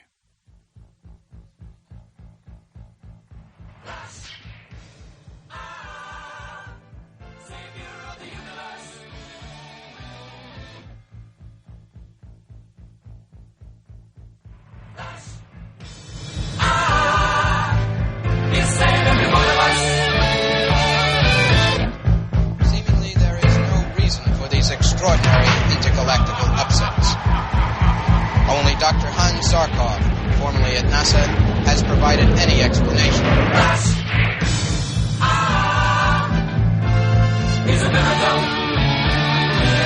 This morning's unprecedented solar eclipse is no cause for alarm. King of the impossible.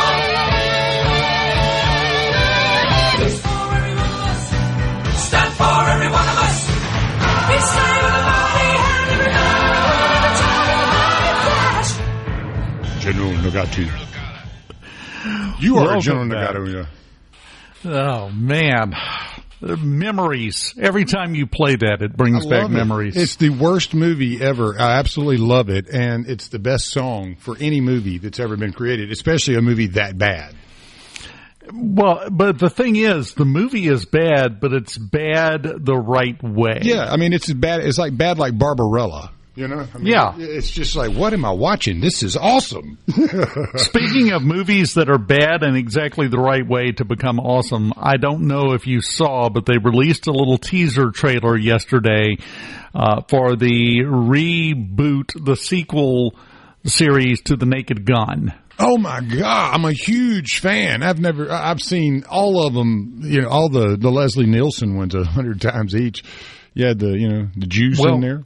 The star of this one is Frank Drebin Jr., played by Liam Neeson. Really? Oh my! Oh yeah, gosh. You've got to go look at this during the break, man. You're kidding me. Now I'm in. I'm all in. See, because even when Leslie Nielsen was a normal actor, you looked at him and he was funny. And you know what I'm saying? Like, the guy was just, you looked at him, it wasn't because he looked funny. It was just the way he was. It was everything about him. So when he slid into the Naked Gun roles, I mean, it was such a natural fit. I'm going to have to see this Liam Neeson character turning into a comedic role, but it'll probably be that deadpan kind of, the way that Nielsen was so good, and then Kennedy too, at throwing the one-liners out there. That'd be awesome. I've got to see this. It's not going to be the same though, but it will definitely be fun to watch. Yeah, but you get the impression they're not trying to make it the same. Yeah, it's updated, but it's the same sensibility, and I'm going to spoil it for you right now, but you still need to see it. After the opening part of the teaser trailer, it goes to this shot where Liam Neeson's Frank Drebin Jr. is kneeling in front of a portrait of Leslie Nielsen as the original Drebin, saying, "Dad, it's Frank Jr. I love you." Oh, man. And then it cuts to the person playing the captain looking up at a portrait of the guy that originally played the captain saying, "I miss you so much. I wish you were still here." Then it cuts to a portrait of OJ's character hanging on the wall, and it cuts to this cop that's obviously supposed to be his son, and he just looks up at it for a second and then looks directly at the camera and shakes his head and says, "Nope, not going to do it." That was just genius casting too, to me. I mean, George Kennedy in there, and when he gets nervous, he just eats everything in sight. Yes, just eating everything, and the one-liners. I just had my beaver stuffed yesterday. That came out. That came out. They released that teaser trailer yesterday. It's about a minute long, but you get the impression they got it figured out. So if you're a fan of that, go watch it during the break. I like dumb comedy. Yeah, I just do. I'm sorry. Yeah, I love it. I sent you a link during the break. It's Saturday Night Live, Phil Hartman doing his Telly Savalas in the Players Club one. That was the classic. But no, I love that stuff. I love just the 30, 60 second, 2 minute little clips, of comedy. You ever having a bad day? There's plenty out there.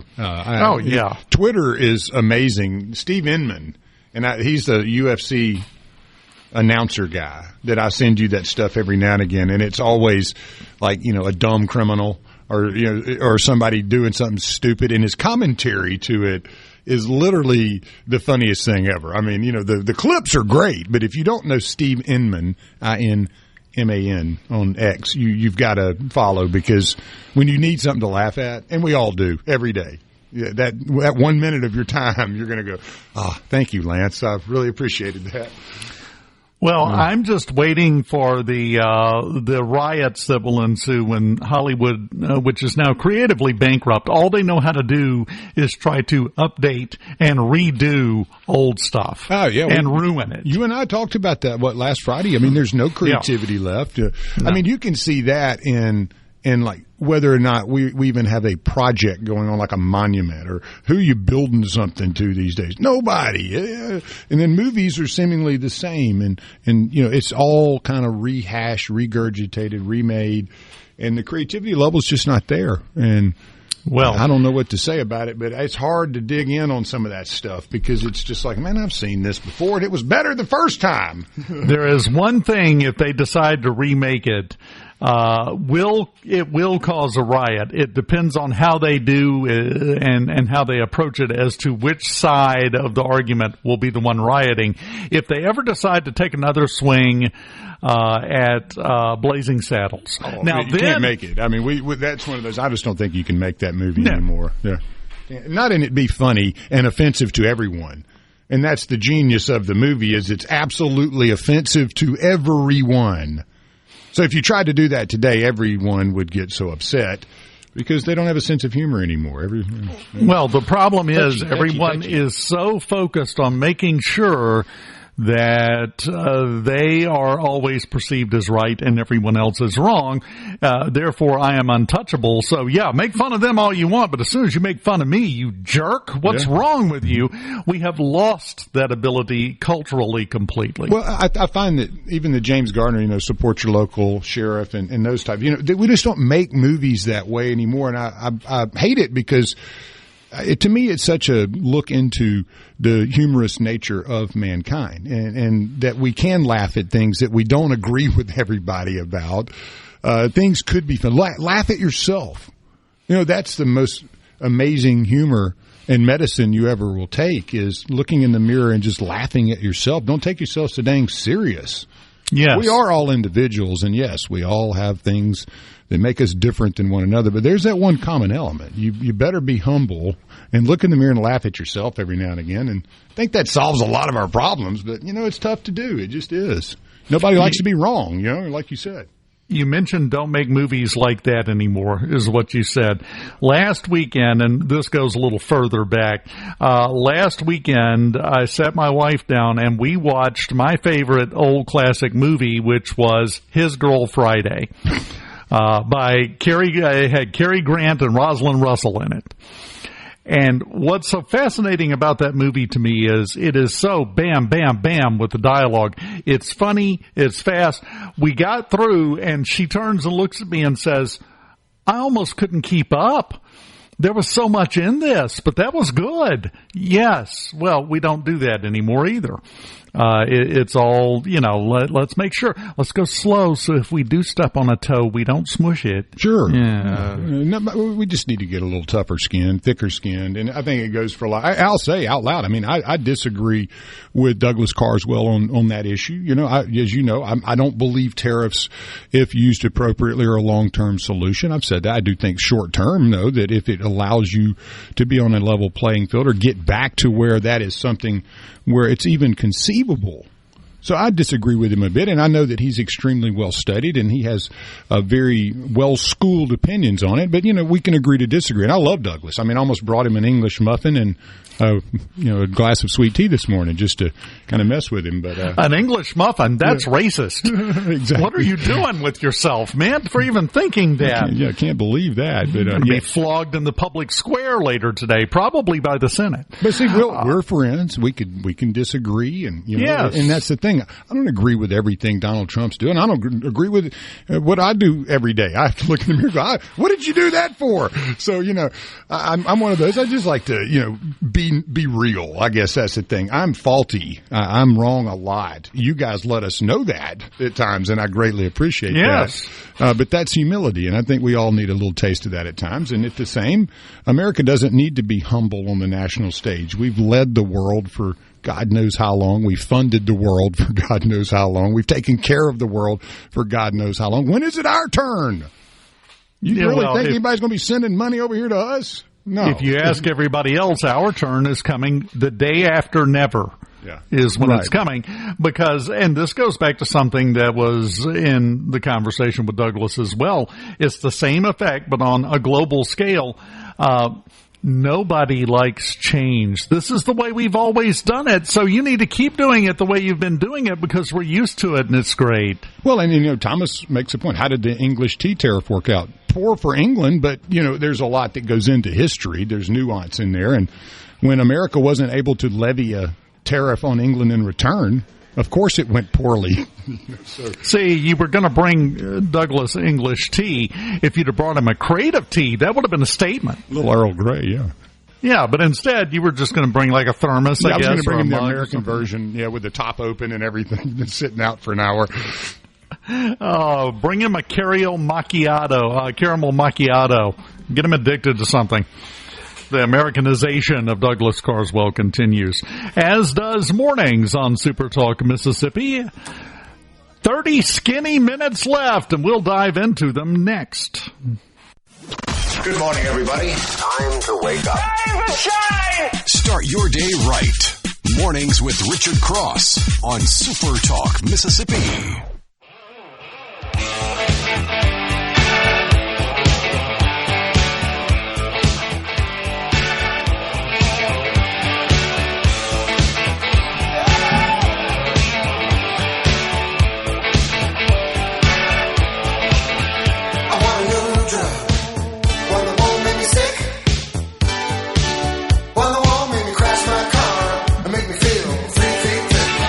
Be careful what you wish for, Huey.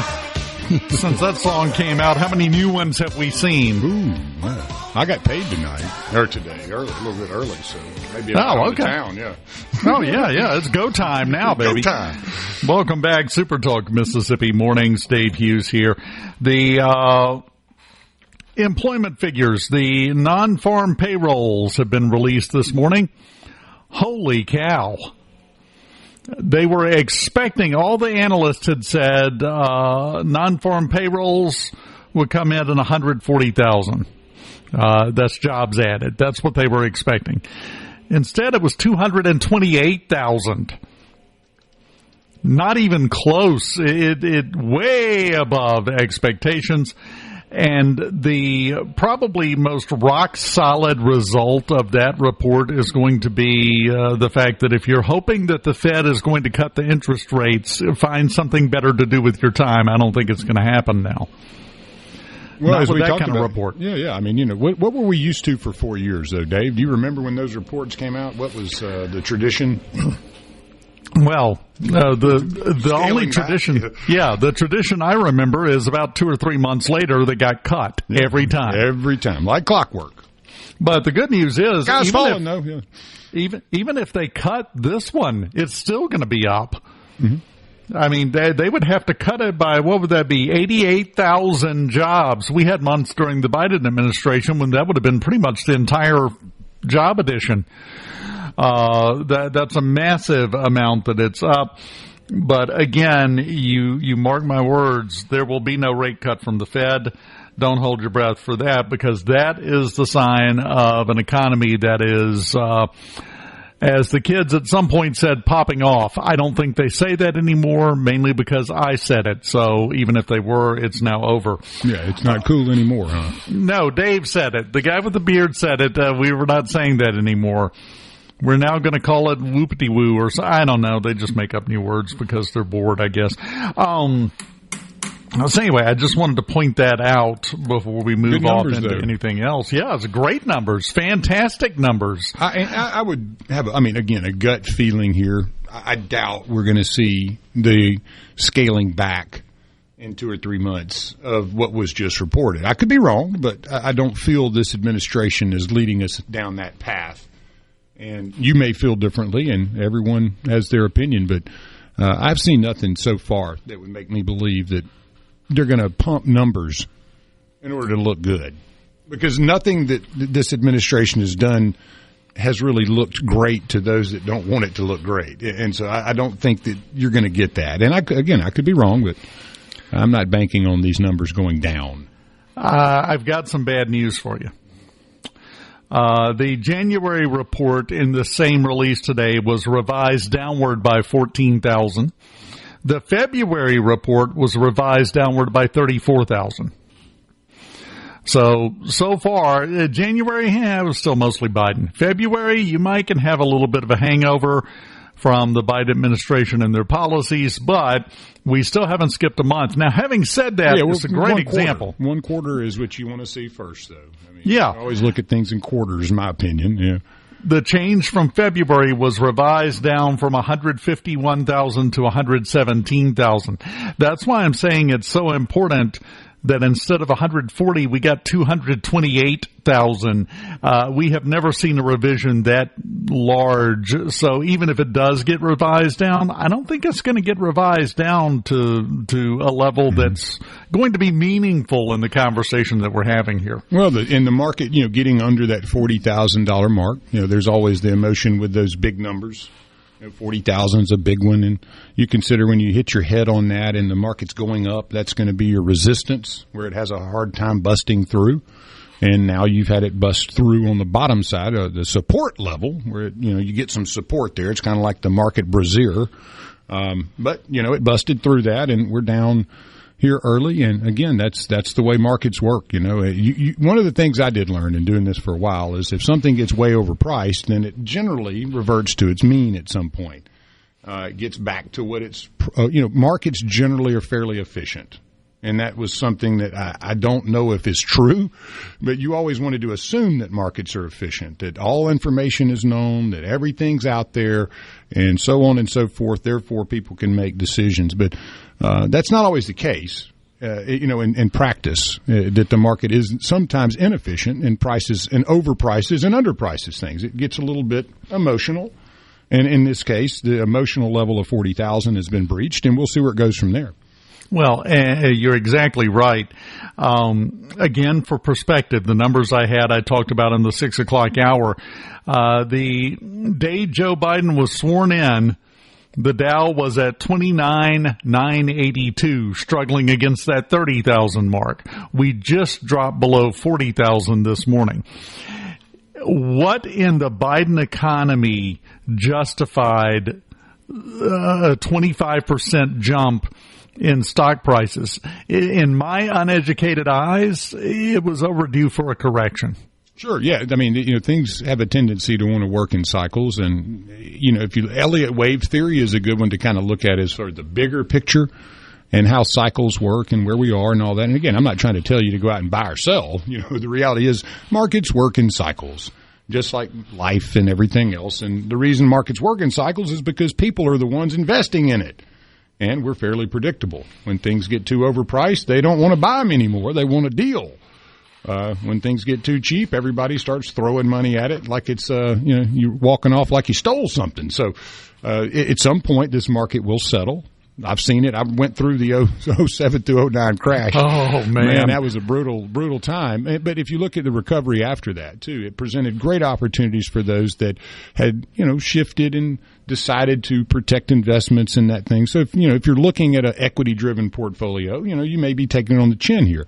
And that's the way it works sometimes. But again, it's you get to a level where people go, okay, well, it's I think this is fairly priced, and we'll dive back in. And history suggests that you usually go on a pretty healthy run after those things. Well, and that's why, and I know you'll agree with this, long-term investing is the thing to look at, because you're talking about the crisis back, the 2008 crisis when the housing bubble popped, started in 2007, went through 2009. The people that owned a healthy portfolio in 2006 that still have that portfolio, that didn't panic and sell it, they just held in for the long term, they're sitting really pretty right now. Even with the drops we've had this week, they're doing fine. They're doing great. And one thing, again, markets, people, we say the word investing a lot. We do. And, there's all kind of things we throw that word on, and predominantly in a market. We are investing. Now, the reality is you don't know where it's going to go. We hope that the greater direction is up, but you're trusting people and companies and things and politicians and conditions to go the way you want them to go. Sometimes it doesn't work that way because it's a complex system. And, we've borrowed a lot of money. If you look at what the debt load is, and some of that growth that we've had has come from, borrowing money at very cheap costs and generally, I mean, if as a human being you borrowed more money than you could pay back, you're going to have a problem at some point. You've got to pay your debts down. And we have an administration that is, A, trying to reduce the cost of government, B, reducing the corruption, and C, trying to get trade in a place where we can grow our GDP here, not growing other countries' GDP. This is not going to be without pain, folks. It is. But it depends on where do you want to go from here. Yeah. Do we want to go back where we were, or do we want to go maybe into a new era of progress? Openness and transparency and maybe some efficiency in there. And that's going to cost something because we've gotten drunk on cheap money and we've borrowed a lot. If you've priced office supplies lately, just the paper to print the cheap money is starting to become prohibitively expensive. I mean that both literally and metaphorically. But President Trump's exact phrase he used with all of this is short-term pain for long-term gain, which is exactly what you're talking about, Lance. And, you know, the advice is always to rip the Band-Aid off. Don't peel it off slowly because you're just prolonging the pain for the same result. Same thing here. I think he's ripping the Band-Aid off. We're already seeing results. He said yesterday that I think he said all of the countries involved in the tariff thing had already contacted the White House wanting to negotiate. Yeah, well, I think that you've seen movement there. It's a tactical technique that is used to show leverage and power, and some may not bite, but most seem to be willing to negotiate. And I don't know if you saw this announcement yesterday from Ford. It's a direct result of the tariff conversation. They are now going for the next 2 months to offer employee pricing to every American citizen. Great idea. Leaning into it. Taking advantage of an opportunity is what they're doing with that. But we're going to see a lot of movement, and some of it, I feel, is going to be surprising. Well, remember, 2008... the lowest point was 8,000 on the market. We're right at 40,000. Yeah, we're suffering so hard. Number only go up. Remember that. That's the investment strategy for a lot of people, and that doesn't work that way. And yet, at the same time, it does long term. Final segment of mornings on this Friday morning. Up next, keep it here. From the Start your day right. Good morning, America. How are you? Honestly, I have no idea. Mornings with Richard Cross on SuperTalk, Mississippi.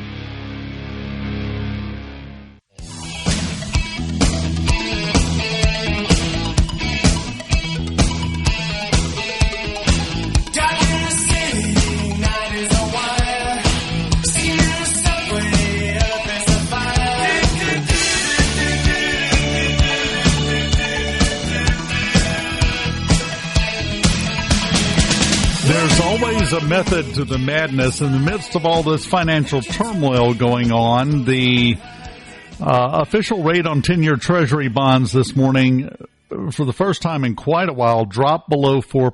It's 3.994, I think. It's barely below. To explain the relevance, that number is the interest that the government pays on bonds that it sells. Mm-hmm. That means the lower that goes, the less the interest payments on the debt, which makes it easier to pay back. It dropped 1/10 of a point so far today, and that saved the U.S. government about $380 billion, to put it in perspective. Well, and, one of the things you really want to watch in that is the yield curve. When you get an inverted curve, generally you got some problems coming that got to be paid for, and I haven't seen that. But that doesn't mean problems aren't coming. It's just one of those indicators you want to pay attention to. The yield curve looks fairly normal. That's good. But once it starts inverting and things get ugly, it does have some impact. There are always problems coming. Listen to mainstream media for 30 seconds if you doubt me. That's the biggest merchants of misery I've ever seen in my life. It's gotten really bad lately. Let's end it on a slightly more positive note. Yay! Had a bad case of chicken napping in Washington State. Chicken napping? Stealing chickens or just the eggs? No, stealing one chicken, one specific chicken. This is a story At the end of March, a woman called the police, said her former boyfriend had invaded her home and stolen her pet chicken, Polly. Apparently, he grabbed it, ran out in the yard, turned around, faced the house, and screamed, "I've got Polly!" over and over and over, and then ran off. Well, the authorities found the man hiding in the woods, clutching Polly. They've got body cam footage of this, and I really recommend Googling it and looking it up because it's interesting. I was just digging around while you were mentioning that. Faces jail time after a bizarre abduction. Apparently, while they were arresting him, and this is on the body cam footage, he's screaming, "Don't hurt my chicken," while they're arresting him. So now he has it's a pretty been chicken. arrested. It's a beautiful chicken. Beautiful chicken. He's facing 10 years in prison, up to, and $12,000 plus fine for burglary. How much do you think he's going to have to spend on peanut oil to fry that thing? He doesn't get to fry it. The police took it and gave it back to the woman. He doesn't even get to keep the chicken. He doesn't get to keep the chicken. He doesn't even get to cash in on the egg-laying potential of the thing he stole. That's like gold these days. Just remember, as we come to the end of the week and you're looking back, if you take time for self-reflection and you look back over the week, and you do what Lance was talking about earlier, where you look at yourself and don't take yourself quite so seriously, and you do an assessment of your week, and there are things that you have done that you look back and go, man, I was stupid. Why did I do that? Just remember, you haven't been arrested for chicken napping yet. You had a good week. Yeah, exactly. Or blowing up a Tesla or, any of that.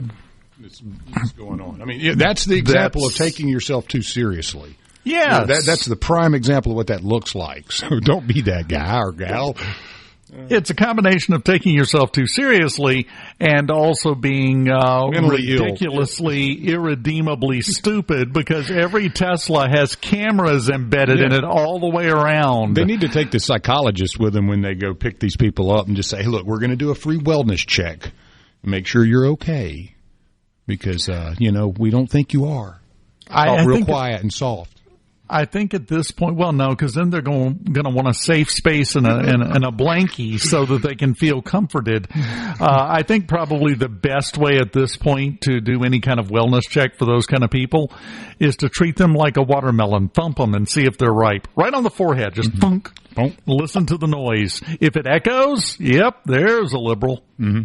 Yeah, I agree. It's like my dog Hawk. When he was growing and still is, but you could thump on him and he'd sound hollow. He was just a little pup. Now he's got all this muscle, and you thump on him and it sounds like a ripe melon ready to eat. That's what you're looking for there. But if you hear that hollow sound, next thing you're going to hear is like one penny banging around in a can. Put it back in to cook some more. It's not done yet. Exactly. Don't forget, we've got the possibility for severe weather over the weekend for pretty much the entire state. So keep an eye out.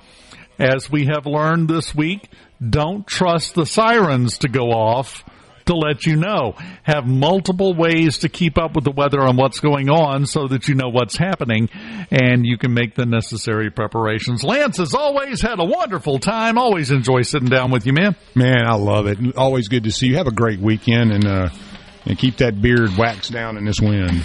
Well, I'm going to go outside and let it flow majestically in the breeze for a while.